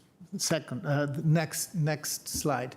Another insight from the data sets that have been reconciled across the region is and that's an important one, is the decline in the number of people per household. As you can see on the left side, in 1970, then the average number of people forming a household was 3.10. The actual by 2020 was 2.65, so it has declined significantly, even if it rebounded a little bit. But the forecast is consistent that it will continue to decrease. Next slide. So growth by forecast job growth by sector. This shows what from 2020, which is the blue. These are the blue bars, 2020, and the red bars indicate the growth from 2020 to 2050. So in the next 30 years, now less than 30 years. There are no big surprises there. Professional and business services is one of the biggest sectors. It employs most people, so we expect a healthy growth there. The same with educational health services. Two remarkable pieces. The federal government is expected not to grow almost at all, like to stay where it is today. This is 30 years ahead. And the second one that actually was very interesting to me was that leisure and hospitality seems to be growing at a whopping pace of 67%. This tells you something about recent attention and focus on how Arlington is positioned in this market. We have a significant hospitality sector, and that shows you that this is really inside the pathway of forecast here. Next slide. This is the general demographics, the stratification of the demographic stratification by ages, and our population grows not enormously fast, but we can see two interesting trends. First of all, ages 65 and older, which is the highest bracket here, is going to see an increase by 64%. This is one of the biggest and the fastest growing cohorts, demographic cohorts. This is remarkable because, as you can imagine, we need to understand what this means and how it will be. And what impact it will have in our economy, in our governance, in the ability to provide services, etc. The other age cohorts are more or less within the expected range, but they are all positive. So next slide, please. One thing that was, that I mentioned before is the fact that while employment grows about 31% here, it's about 1 million more jobs than we have today. Population is expected to grow a little bit slower, 1.5 million people coming in, but this represents only 26% growth. We see that households, the number of households, because as we've seen before, the average number of people in a household is decreasing, while households will add 700,000, according to this, but this is a 32% increase over the 30 years. So this may have important consequences in how we structure our, the services, transportation, everything. So this is the connection to VRE, because transit is very responsive to the number of households. Next, not only to the people. Employment forecast, Arlington is predicted to grow about 28%. It's very interesting to see that a little more the jurisdictions that are more in the periphery of the metropolitan region, the so-called outer jurisdictions, are going to grow in terms of jobs way stronger, plus 42 and plus 52% for Loudoun and Prince William County, 42% for Loudoun County, Prince William County, plus 52%. They're still not such great. I mean, the job centers in the region remain the District of Columbia, Fairfax, the two Maryland jurisdictions, and Arlington County, Northern Virginia. But it's remarkable to see that the outer jurisdictions are their job growth is significantly faster than the rest. Next slide, please. Population forecasts. Arlington is predicted to by 2050 to grow by about 30%. So it's about 1% per year, to put it in an average number. We see quite consistent Loudoun and Prince William County, the ones that we mentioned before with significant job increases. They are more or less in this bracket. A personal, a remarkable piece of data that I've seen is the city of Alexandria that is predicted in this model to grow by twice our pace. That's 64% more. That was, to me, interesting, and I don't know exactly why. So next. Household forecasts. We said that this is an important piece, for me, an important insight from this data set. Arlington County, we said that Arlington County will grow about 30% in population, but 40% of more households. This tells you a lot about what we have to be attentive on when we talk about housing and about services, etc. So the number of households will be the increase in the number of households will be more vigorous than the increase in populations per se. Loudoun and Prince William, we've seen, they have 32 and 24% accordingly, but the city of Alexandria has also 67% increase in households as well. So that's interesting. This is an interesting dynamic on in our immediate southern neighborhood. Next slide, please. This is an interesting slide that shows the growth by regional group. So whether a jurisdiction is central in an inner suburb or the outer suburbs, it is very clear that in employment we have the outer suburbs growing a little bit faster than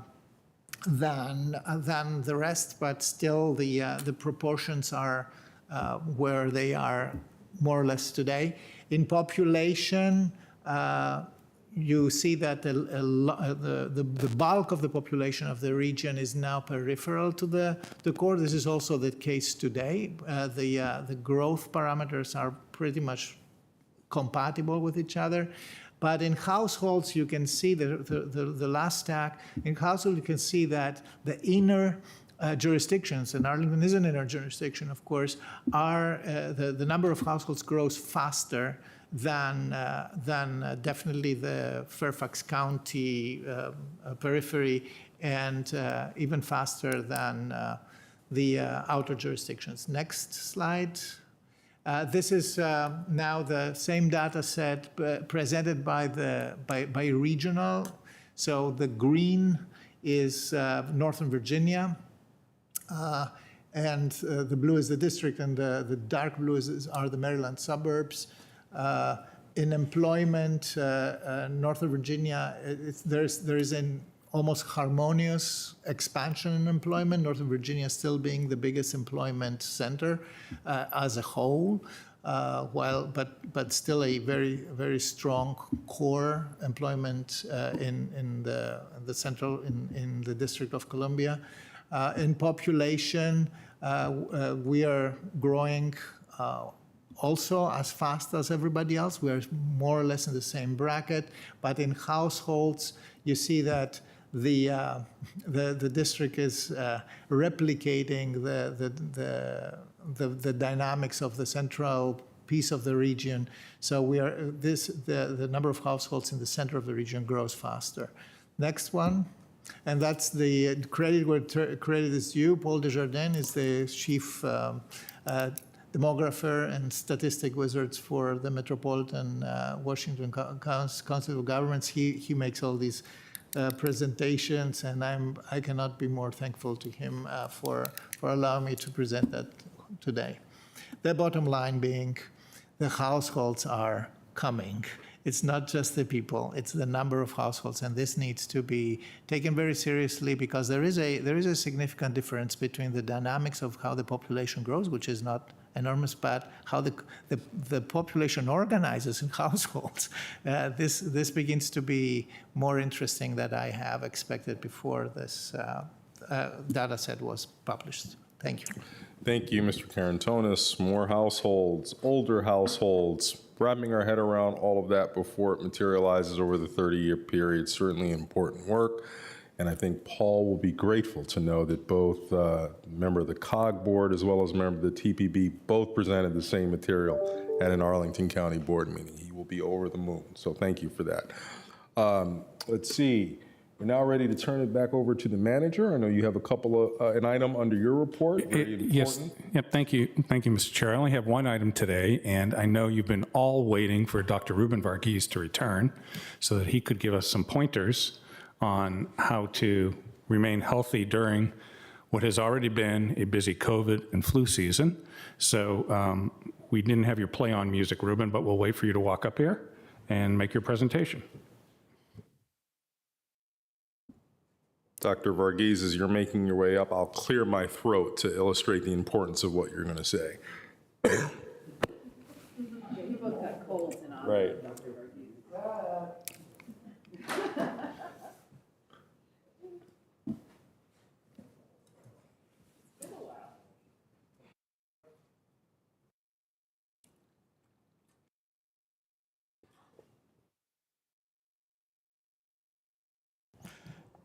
Good afternoon, Mr. Dorsey, Chairman Dorsey, members of the board, and Mr. Manager. Open up my computer here.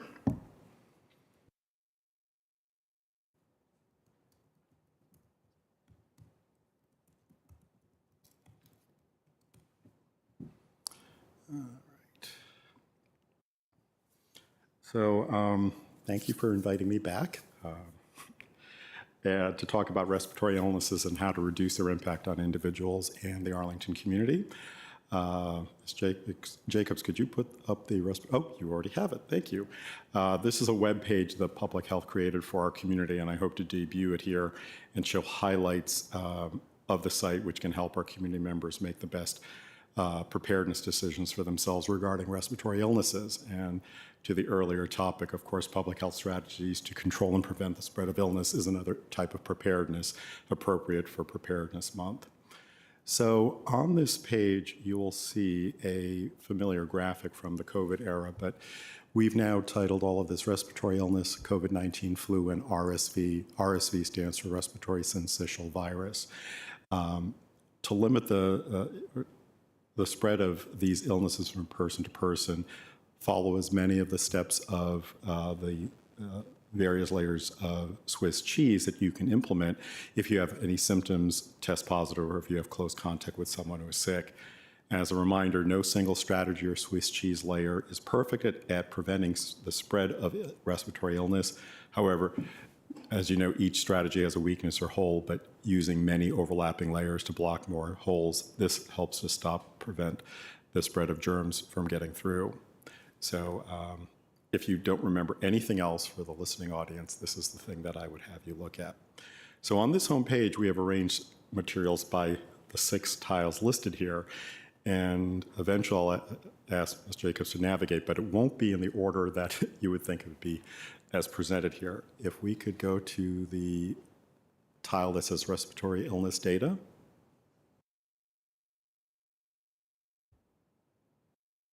So what you see here, I wanted to make sure the public was aware that if they wanted to look for respiratory illness data, this is where we've organized all of the information so that there's a lot of different areas of data that you can go navigate to. Unfortunately, just like COVID vaccine, originally everything was centralized both at the state and federal levels. And as everything has come undone with the emergency being lifted, we're now knitting all of the data back together. So it's all here, but you're going to have to click on different things. We're not going to go through every single area, but I did want to showcase what's here on this slide. It is basically a combination of the COVID, flu, and RSV data that comes from the emergency rooms. And what I wanted to remind everyone is that looking at just Arlington is not sufficient. I think you've heard me a number of times remind folks that germs don't respect geographic boundaries, and we live in a context. We live in Northern Virginia, which is in the context of Virginia, the District of Columbia, and Maryland. So what happens in this area is what we need to pay attention to. And just as a reminder, ER data is good, but it's not, it should never be looked at as the complete burden of illness in the community. This is actually just who felt sick enough, had enough fears of serious illness, or whether they may need to be hospitalized, that we're getting that information. But this is not unusual. This is how we've always gotten data, because we don't get reports of everyone who's ill. It's not practical to be able to do that. And yet, when you follow this data over time, you can see when there are seasons, and as it goes up, you can make inferences that if this is what's happening in the ERs, imagine what's going out there. And so just to remind people, there's validity to this, but we can't say this is all the illness that's present. So if we can now go back to the front page and go to the buddy system, I think this also is something that we had early on in the COVID era, and it's a good reminder for everyone. You don't know if your support systems will get ill. So if you've had flu or COVID, severe illness, it can take you out for days, and getting out and about is not recommended, and it's not going to be possible for many people. And so as a mentor taught me early in public health, the best time to make a friend is before you need one. This is the time to set up those systems in your neighborhood or in the community, wherever they are. And we're recommending, think about 2 households, because one may not be sufficient, because there are a lot of things that can happen. And so, and given how young our community is in many ways, our largest population group is between 20 to 44, and many of them are single, even more important to have people in the community you can rely on to maybe have your back should you get ill. If we can go back to that homepage and then to the slide on respiratory illness symptoms. I need to navigate to it myself so I can follow along. So on this page on symptoms, you will see that we talk about that many respiratory illnesses have similar symptoms, including the common cold, COVID-19, flu, and RSV. You may have some or all of these. We have a table that basically shows you the various symptoms. But a point we wanted to make before we got to that, it actually says, it is impossible to know which illness you have based on symptoms alone. A lot of people want to say, well, that's COVID. Well, it could also be a cold. Each can take you out, but there are different consequences if you don't think about how to handle it. And so that's one of the things which is why you first, in my mind, have to think about, are you ill or not ill? And then think about, how are you going to think about, is it COVID? Can you get tested to make sure that isn't it? There's a value to getting COVID tested because there are treatment options available, as well as when there are tests available, you can protect others maybe from the exposure and so on. So the decisions you make for yourself also impact others.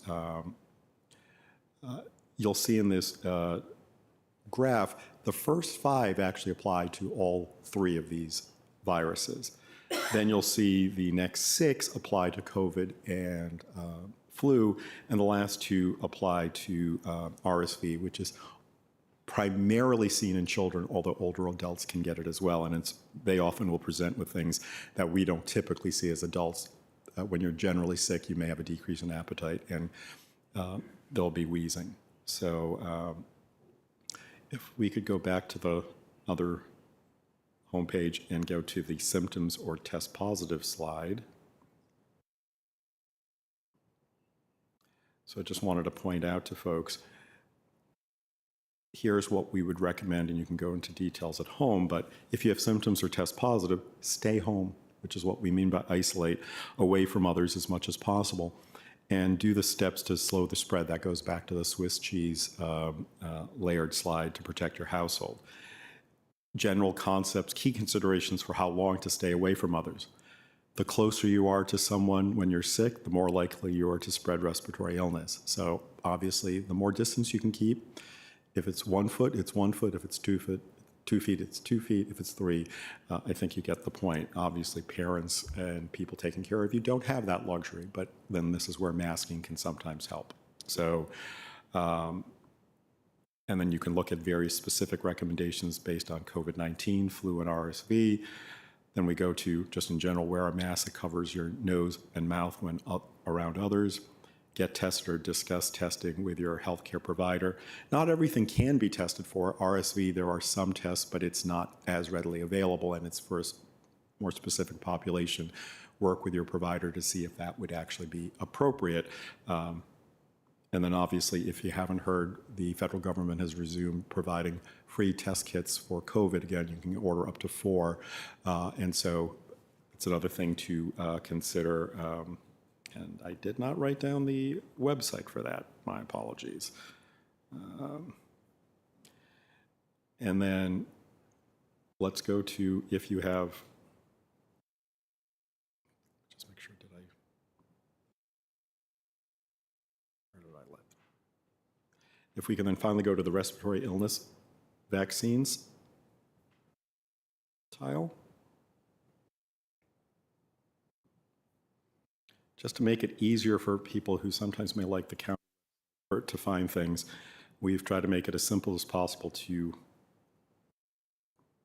isolate what it may be that you're looking for. If you're already made the decision about the vaccines, we have tabs for find a COVID-19 vaccine, find a flu vaccine, and find an RSV vaccine. And truth be told, the RSV vaccine, there really is not a general finder. You will have to speak to your child's pediatrician, or if you're an adult that fits into the categories, speak to your provider to see if they will be actually getting that vaccine for their office. That will most likely be office-based primarily, whereas the other two can be in your doctor's office or pharmacies as a general rule. And then underneath that, you will find that we've got specific information about the vaccine, how they're formulated, the benefits and possible side effects, both from CDC and for the 2 that we already have for Arlington on flu and COVID.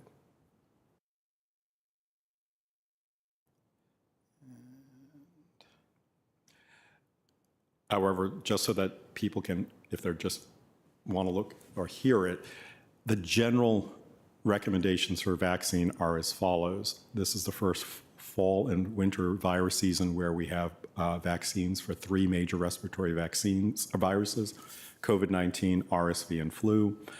Updated COVID-19 and flu vaccines are recommended for everyone 6 months and older. Some people remember some groups are at greater risk for complications for these 2 vaccines, and that's typically for these 2 viruses, typically those with chronic medical conditions and increasing age. But people need to remember complications can occur at all ages. It's just that some are at more risk for those than others. So I think people kind of get confused with that, but the recommendation is for a very wide range of people. And basically, as your age increases, your risk increases, and things just generally happen. You cannot predict which people are necessarily going to have the bad reactions or the bad complications under a certain age. So in general, the CDC is, based on the evidence, is recommending that those 6 months and older get these 2 vaccines. And now CDC is recommending the RSV vaccine for adults ages 60 and over, as well as for children 8 months and younger. The RSV vaccine for adults is a true vaccine in the traditional sense to stimulate the immune system to actually create the antibodies to fight the virus if it comes. For those 8 months and under, it's actually what we call a passive immunization. It contains antibodies to then give it to those children so that they can actually have those antibodies to help fight it during RSV season because their immune systems are unable to produce that level of antibody production. It's similar in many ways to why we encourage new mothers to breastfeed their children, because the breast milk actually passes the maternal antibodies to protect children. But we're also recommending to pregnant women ages 32 through weeks 32 through 36 of the pregnancy to get vaccinated, so that if they get vaccinated in time, their child may not need the passive immunization because they can get it through that mechanism. So obviously, for all of these please talk to your healthcare provider, and remember that a pharmacist is also licensed in Virginia as a healthcare provider who can provide advice on vaccines, so it increases the options, because not everyone has a provider, and so we have to, and this is a safe option. They are well-trained in these areas. So, and then, Ms. Jacobs, if we could turn on the hand-washing video, I thought that it would be a good way to end before there are questions. And this is courtesy of the Canadian government, because I just thought this was fun. Hey kids! Wash your hands for 20 seconds to stop germs from spreading. 20 seconds is the same time it takes to sing the happy birthday song 2 times in a row. On your mark, get set, wash. Wet your hands with warm water. Now use soap and make lots of bubbles. Wash the front and back of your hands. Great job! Don't forget to wash between your fingers. You can do it. Now rinse and dry your hands really, really well. Hooray! And now you're hand-washing heroes. A message from the... The other ones were a little too formal for me, and I said, this gets to the point pretty quickly. So, Well, thank you, Dr. Varghese. We do appreciate it. And for those who are interested in the COVID test that you mentioned, it's COVID tests, tests.gov. And if you don't have an internet connection, that number is 1-800-232-0233. So we thank you. That was excellent. We're not going to have time for extensive questions and conversation, but we do want to remind everybody, and one of the reasons why this is especially important this year, during the height of the pandemic and the public health emergency, testing was available broadly in Arlington County. Took great use of it. Those services are no longer available, and the way in which we are used to doing things through our medical providers and through pharmacies is the way we have to do it now moving forward. And it looks like COVID is certainly here in some capacity for the foreseeable future, maybe with annual shots to provide greater protection. Any quick comments on this, Ms. Garvey? Quick question. You know, with COVID, we all started washing everything, and then we found out it all goes by aerosols. But I think colds and flu, you still need to wash. I mean, the hand washing still is necessary. I'm worried that people might think, oh, right, hand washing doesn't really help, so we don't need to hand wash. You played the great video. I assume the flu and colds pass more by hands. So that's why we're focusing on respiratory illness. Yeah. And thank you for the opportunity that as we move into the fall and winter seasons, it's not just respiratory illness. Things like norovirus, which is a Yes. gastrointestinal illness, also will increase being passed, especially because we're indoors. So in general, if you follow all of these things, general basic hygiene activities, washing your hands thoroughly will reduce the risk of passing, in general, all respiratory and gastrointestinal germs that may get on your hands. So what we're trying to do is remind people, don't have a disease-specific activity, but adapt or adopt these various layers so that you're protecting yourself. Yes, we said it was respiratory, but those things, a number of those things will also protect you from other illnesses as well. So we're trying to remind people, even though it doesn't seem exotic, let's do the common sense things we've known, our parents have taught us for generations, that will help us actually reduce germ exposure. Thank you. Thank you. And don't think that hand sanitizer is a substitution or a hack. Norovirus is resistant to hand sanitizer, so you got to wash your hands. All right. Thank you, Dr. Varghese. And we're now ready to invite our treasurer up, who will give an annual presentation of her work, and sort of the highlight of that is the delinquent tax list.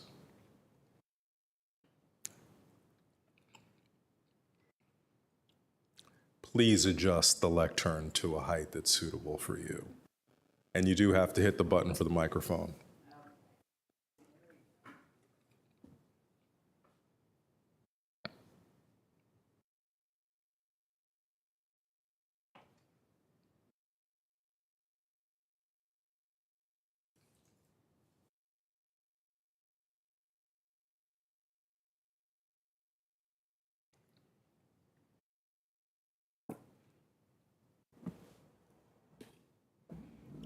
Sorry, I overcompensated just a little bit on that one.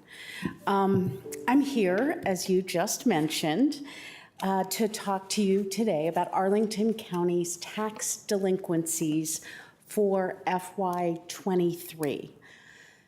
But first, I want to take you back to October of 2022, when we were faced with skyrocketing car tax values. And despite everything that you did to mitigate the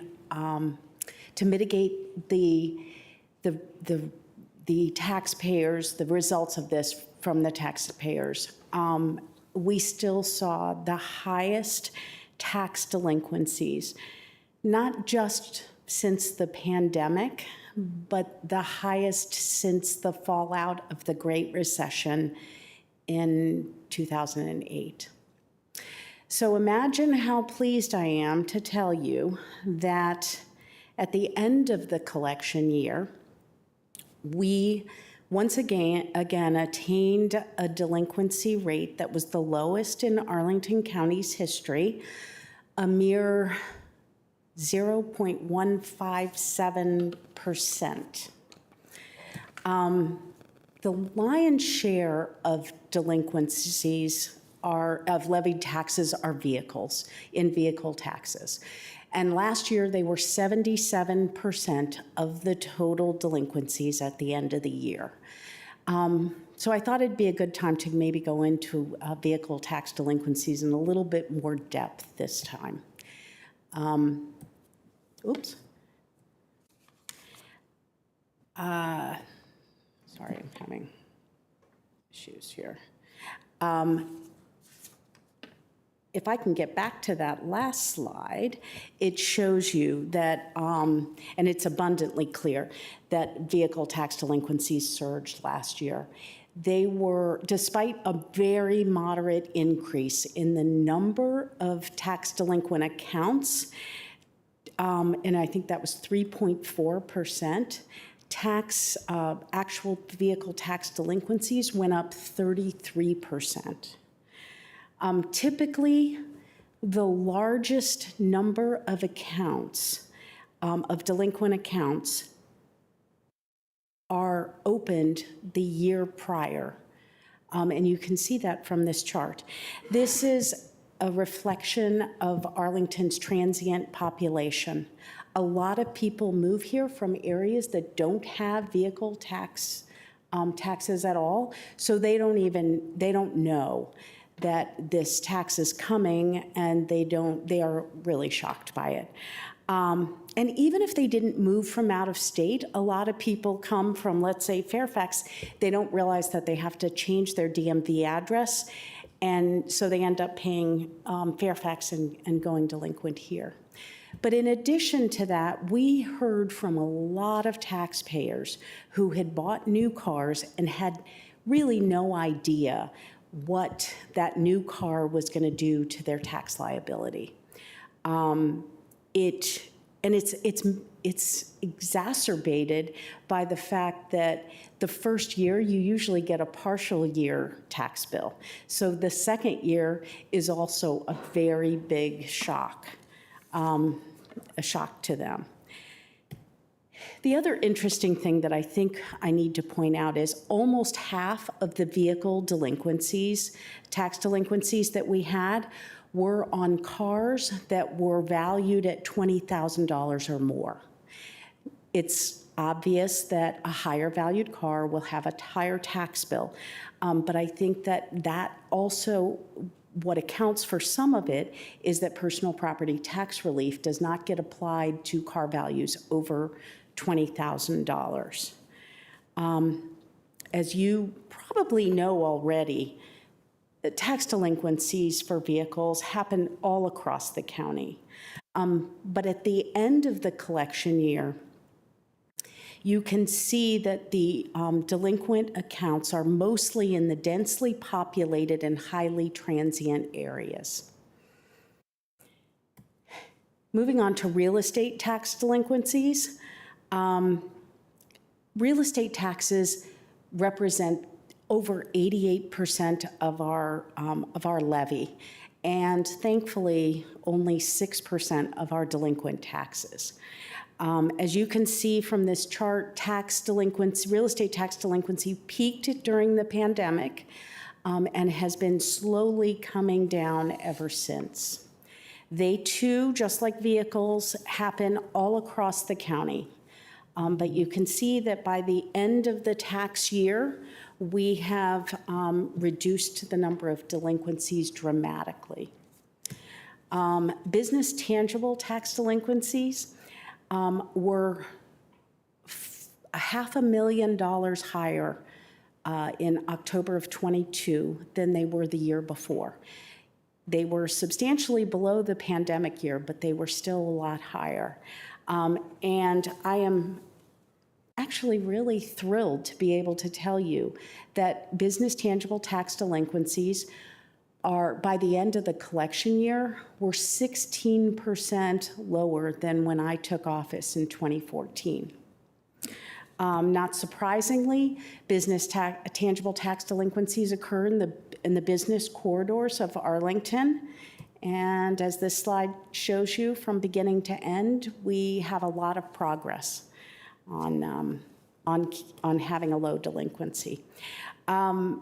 People ask me all the time, how is it that we have such a low tax delinquency rate?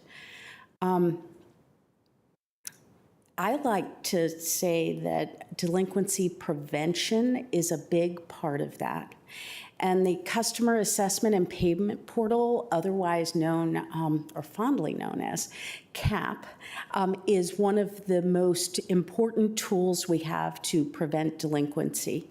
We sent over 500,000 email reminders about upcoming tax due dates. We had $51 million worth of taxes paid to us in the what I call the set it and forget it method of automatic bank debit. We research and remail out real estate assessment letters as well as real estate tax bills.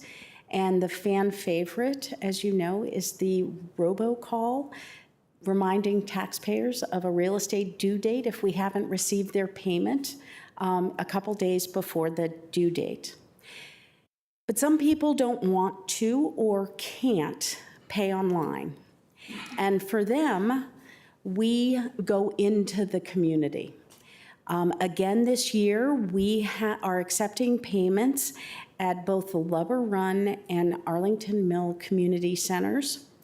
We're open actually this week from 10 a.m. to 6 p.m.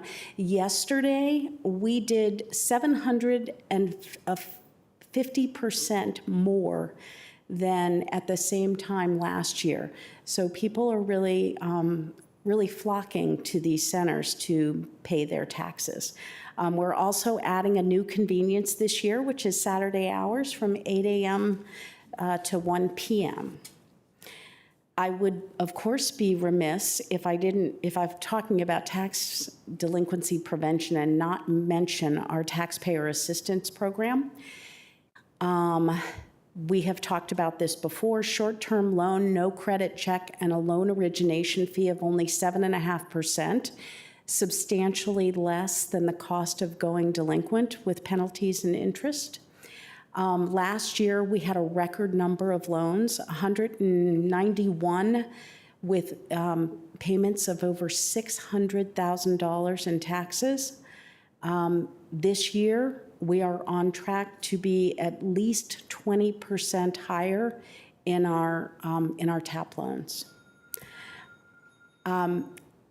It takes a team, is that a bell or a phone?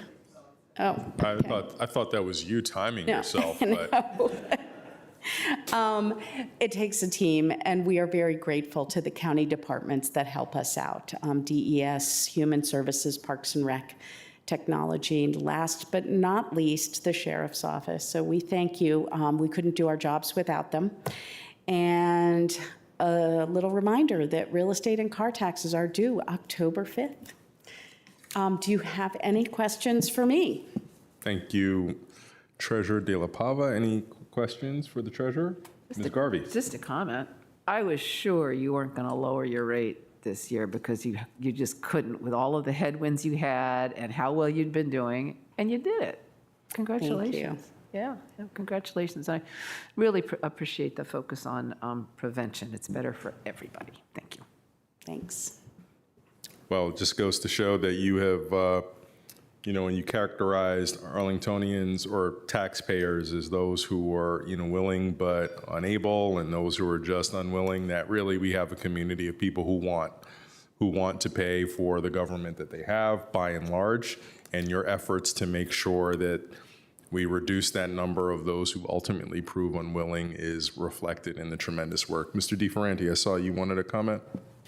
I say this a few times. Really good news sometimes goes less remarked upon. So just, I'll say thank you to you and your team again, because I agree with Ms. Garvey. Thank you. Thank And thanks you. to the entire team behind you. It's great that, that you all came up to support the treasurer so close to the end of the workday. We appreciate all of you. Thanks. Thanks a lot.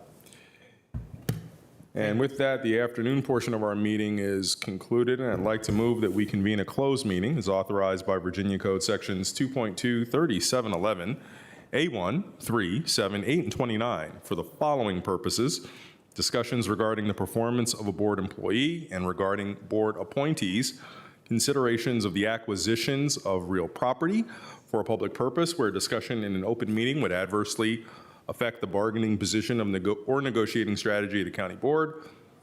Also for consultation with the county attorney regarding active lawsuits where such consultation or briefing in open meeting would adversely affect the litigating posture of the county board.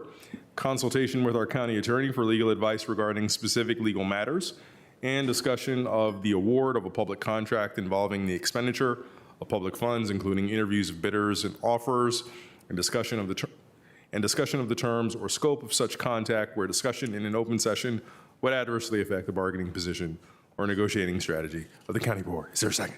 Second. All right, all those in favor, please say aye. Aye. Any opposed? The ayes have it. I think the board is now in closed session. We will be returning no earlier than 6:30 p.m.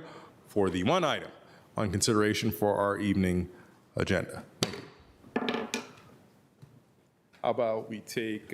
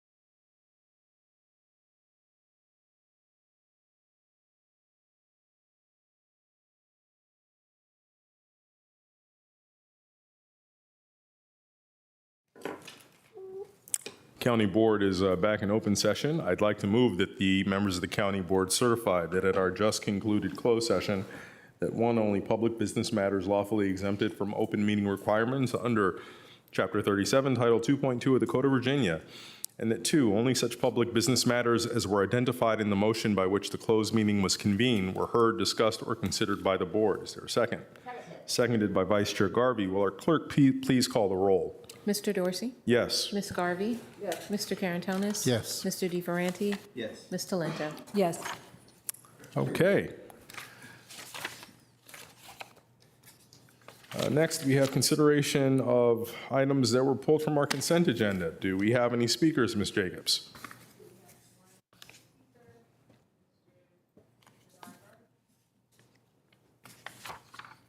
I'm sorry, Mr. Bernard Byrne?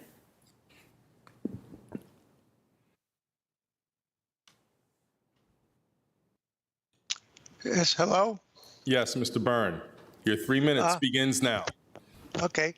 This item proposes to amend the county code by one item. The item I'm talking about it proposes to amend the county code by adding or retaining several portions of Section 10-13B, including the following language. It shall be the duty of each owner of occupied residential and commercial real property to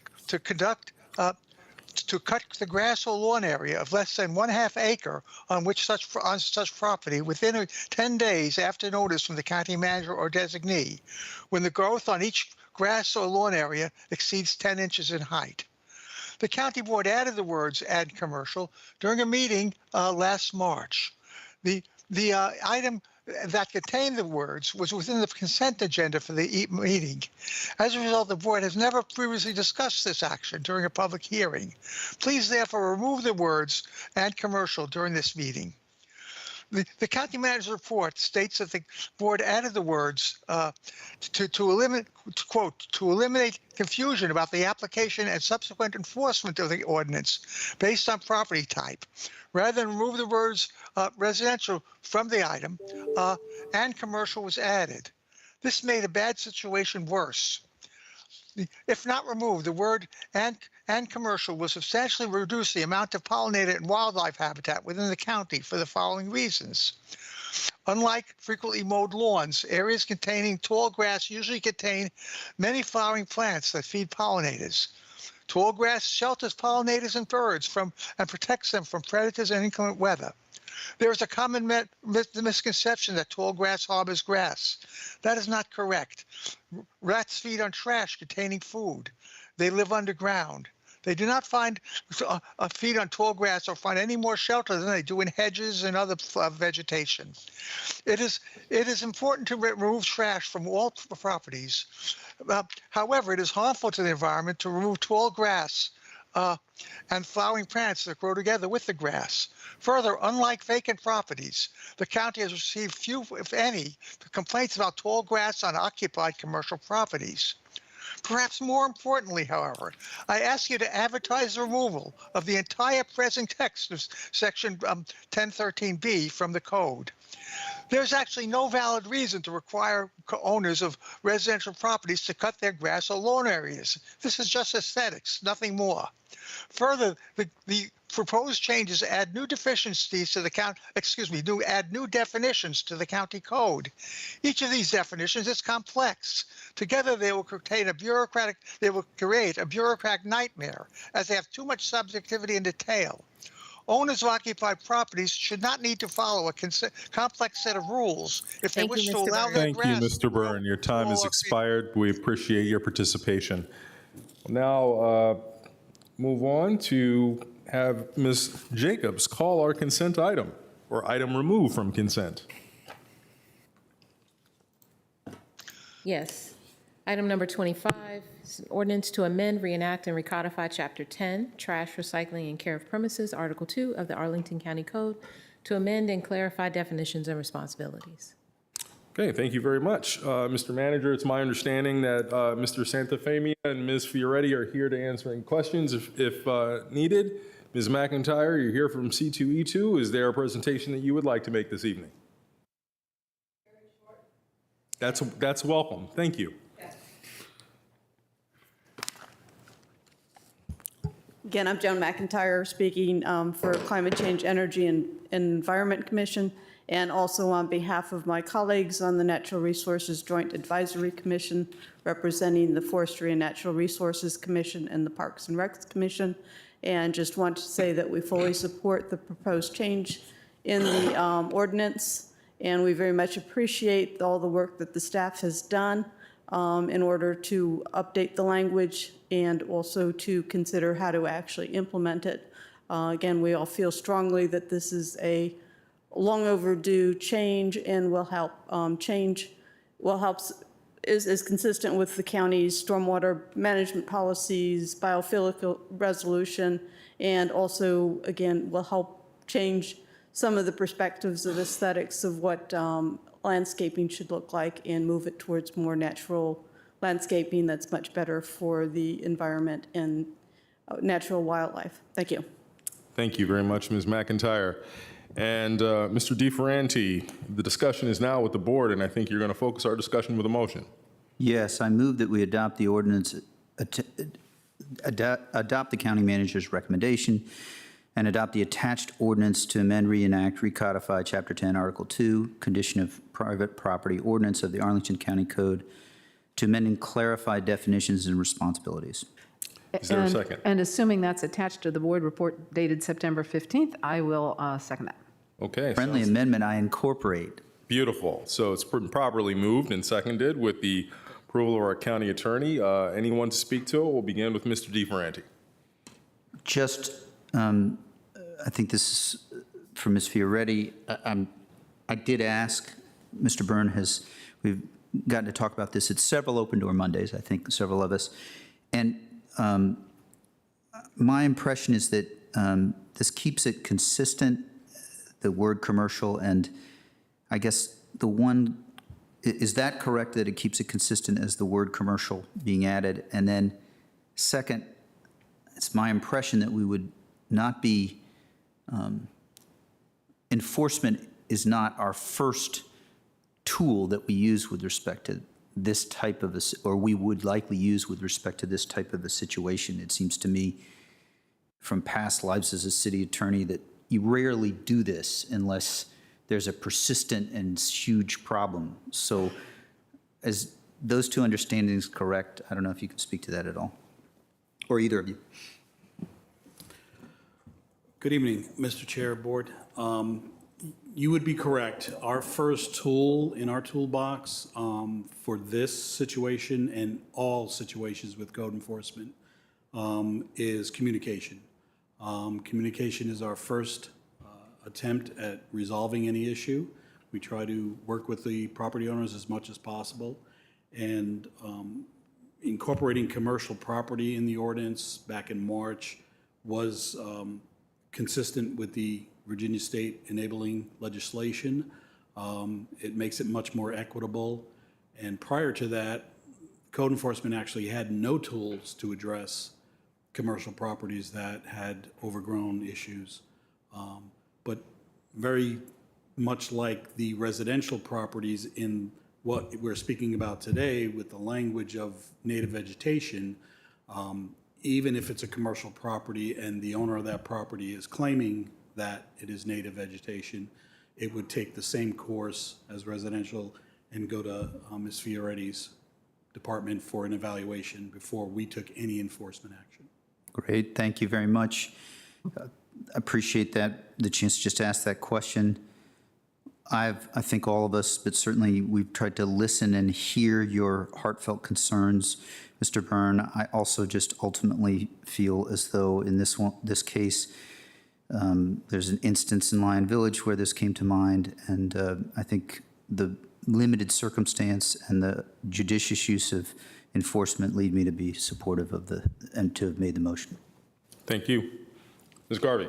No, thank you. I'm pleased to second and support this. I sort of understand Mr. Byrne's concerns. I cannot see a reason that we shouldn't have commercial and residential the same, and I think we need to have tools. I do want to thank everyone for really having us take a big step forward on looking at, what's weeds, and really, I think there's more and more an understanding in the community that we need to be getting away from lawns and back to sort of more natural scapes. And I actually, as some of you know, I've been talking to people sometimes about, well, how would you like Arlington to be in 2050? And it's kind of interesting. So anyway, I got an answer from a young person which totally shocked me. He said, oh, I'd like Arlington to be a place where there are no lawns. I said, oh, all right. I mean, this natural movement is really catching on, and I think it's a good thing, and this is part of it. And I think the butterflies and the insects and the birds should be happier for it. Thank you. Thank you. Yeah, I would say for my purposes, I've engaged with Mr. Byrne on several Open Door Mondays on this issue. And, first want to, express I know his sentiments are sincere. And, at the core, I believe, of his argument are that commercial property owners, one, are not necessarily going to mismanage their landscapes. And I've, actually been very observant, and the manager will attest with my advising him of a particular commercial property where it's not very well managed at all. So while it may not necessarily be common, it certainly does exist, and having tools to deal with that is important. But a central part of Mr. Byrne's concern, which I think is an interesting one, and I've considered a great deal, is that for a commercial property owner who may be interested in a managed natural landscape, being told that their property might not be in compliance will just cause them to reactively just get rid of it because it's, the cost of doing business is much easier to just knock out something you've been told is not compliant as opposed to fighting the bureaucracy to be able to maintain it. And in that sense, I'm not sure that a commercial property owner would be all that different than a resident. If you are building a managed natural landscape because you think it enhances the value of your commercial property, whether it's your residence or something that is you hold for under another form of ownership, I think you're going to fight for it if you think that it's worthwhile and adds value. So the basic proposition that somehow commercial property owners will be much more likely to just raise something that they don't have to, I'm not sure I agree with. So for all of the reasons that colleagues that you have mentioned, I think that this is a success of the public policy and engagement processes. Ms. McIntyre really outlined with all of the groups who weighed in positively to crafting a very good ordinance. And despite our inability to meet 100% support, I think we've done a pretty good job here. Mr. Karantonis. Thank you, Mr. Chair. I add my voice and I add my agreement with Mr. DeFerranti and Vice Chair Garvey and you, Mr. Chair. I think that this has been a conversation that came a long way, and thank you so much for thorough work. I think now we have a better framework to not to enforce but to care about these landscapes and actually to take stock and be able to show that they are worth. And and I'm sure that several more sophisticated now commercial owners will begin to discover the appeal of naturally kept and I underscore keeping as the proper verb here, landscapes. We see that already. I've seen several commercial owners that want to, break through the, abandon the old style of, just very uninspiring front lawn landscapes, and they begin to add some landscaping that suggests that they care as well. So that speaks and interacts positively with the Arlington public in general. I had a lot of conversation with Mr. Byrne, and I know, and we even met a couple of times in front of such commercially not very well kept landscapes or not very well cared about landscapes. I do believe that he still has a point, but I don't believe that this point raises to the degree that we would have to write it in the ordinance. I align with you to educate through talking through things, and actually this is not only good for our residents, but it's also good for you because you have also a workforce that needs to be educated and be shown how to be effective in managing a natural resource. We will be talking then in the next few weeks a lot more about this, about the position that this kind of natural gardening has to take in our country. Thank you so much for that. Okay, thank you. I think we're ready to move to a vote on Mr. DeFranti's motion. All those in favor, please say aye. Aye. Any opposed? The ayes have it, 5-0. There are a couple of additional items that I'd like to present to the board this evening. First is a motion to authorize the, I move that the county board authorize our county attorney to file or join in the filing of an amicus curiae brief in support of an action to stay Virginia's withdrawal from the Regional Greenhouse Gas Initiative, otherwise known as RGGI. Is there a second? Seconded by Vice Chair Garvey. Is there any discussion? Seeing none, all those in favor of the motion, please say aye. Aye. Any opposed? The ayes have it, 5-0. Next, I would like to move that the county board authorize the county attorney in conjunction with outside counsel and associated counsel join with other Virginia local governments and file a cause of action against parties involved in the overpricing of insulin medication. Is there a second? Second. By many. Any discussion? All those in favor, please say aye. Aye. Aye. Any opposed? The ayes have it, 5-0. And lastly, I'd like to move that the board, lastly for me, I'd like to move that the board approve a limited purpose conflict waiver for the law firm of Kaufman and Knowles in its representation of the county board and IDA in certain matters, and authorize the county attorney to execute all documents necessary to effectuate the same. Is there a second? Seconded by Mr. DeFerranti. Any further discussion? All those in favor, please say aye. Aye. Any opposed? The ayes have it, 5-0. Mr. DeFerranti, I believe you have an item. Thank you, Mr. Chair. I move that the county board remove Julio Basurto from the Tenant Landlord Commission. Second. Seconded by Vice Chair Garvey. Is there any further discussion? All those in favor, please say aye. Aye. Any opposed? The ayes have it, 5-0. Ms. Jacobs, do we have any other business to come before the board this evening? We do not. Thank you. With that, the county board is now adjourned.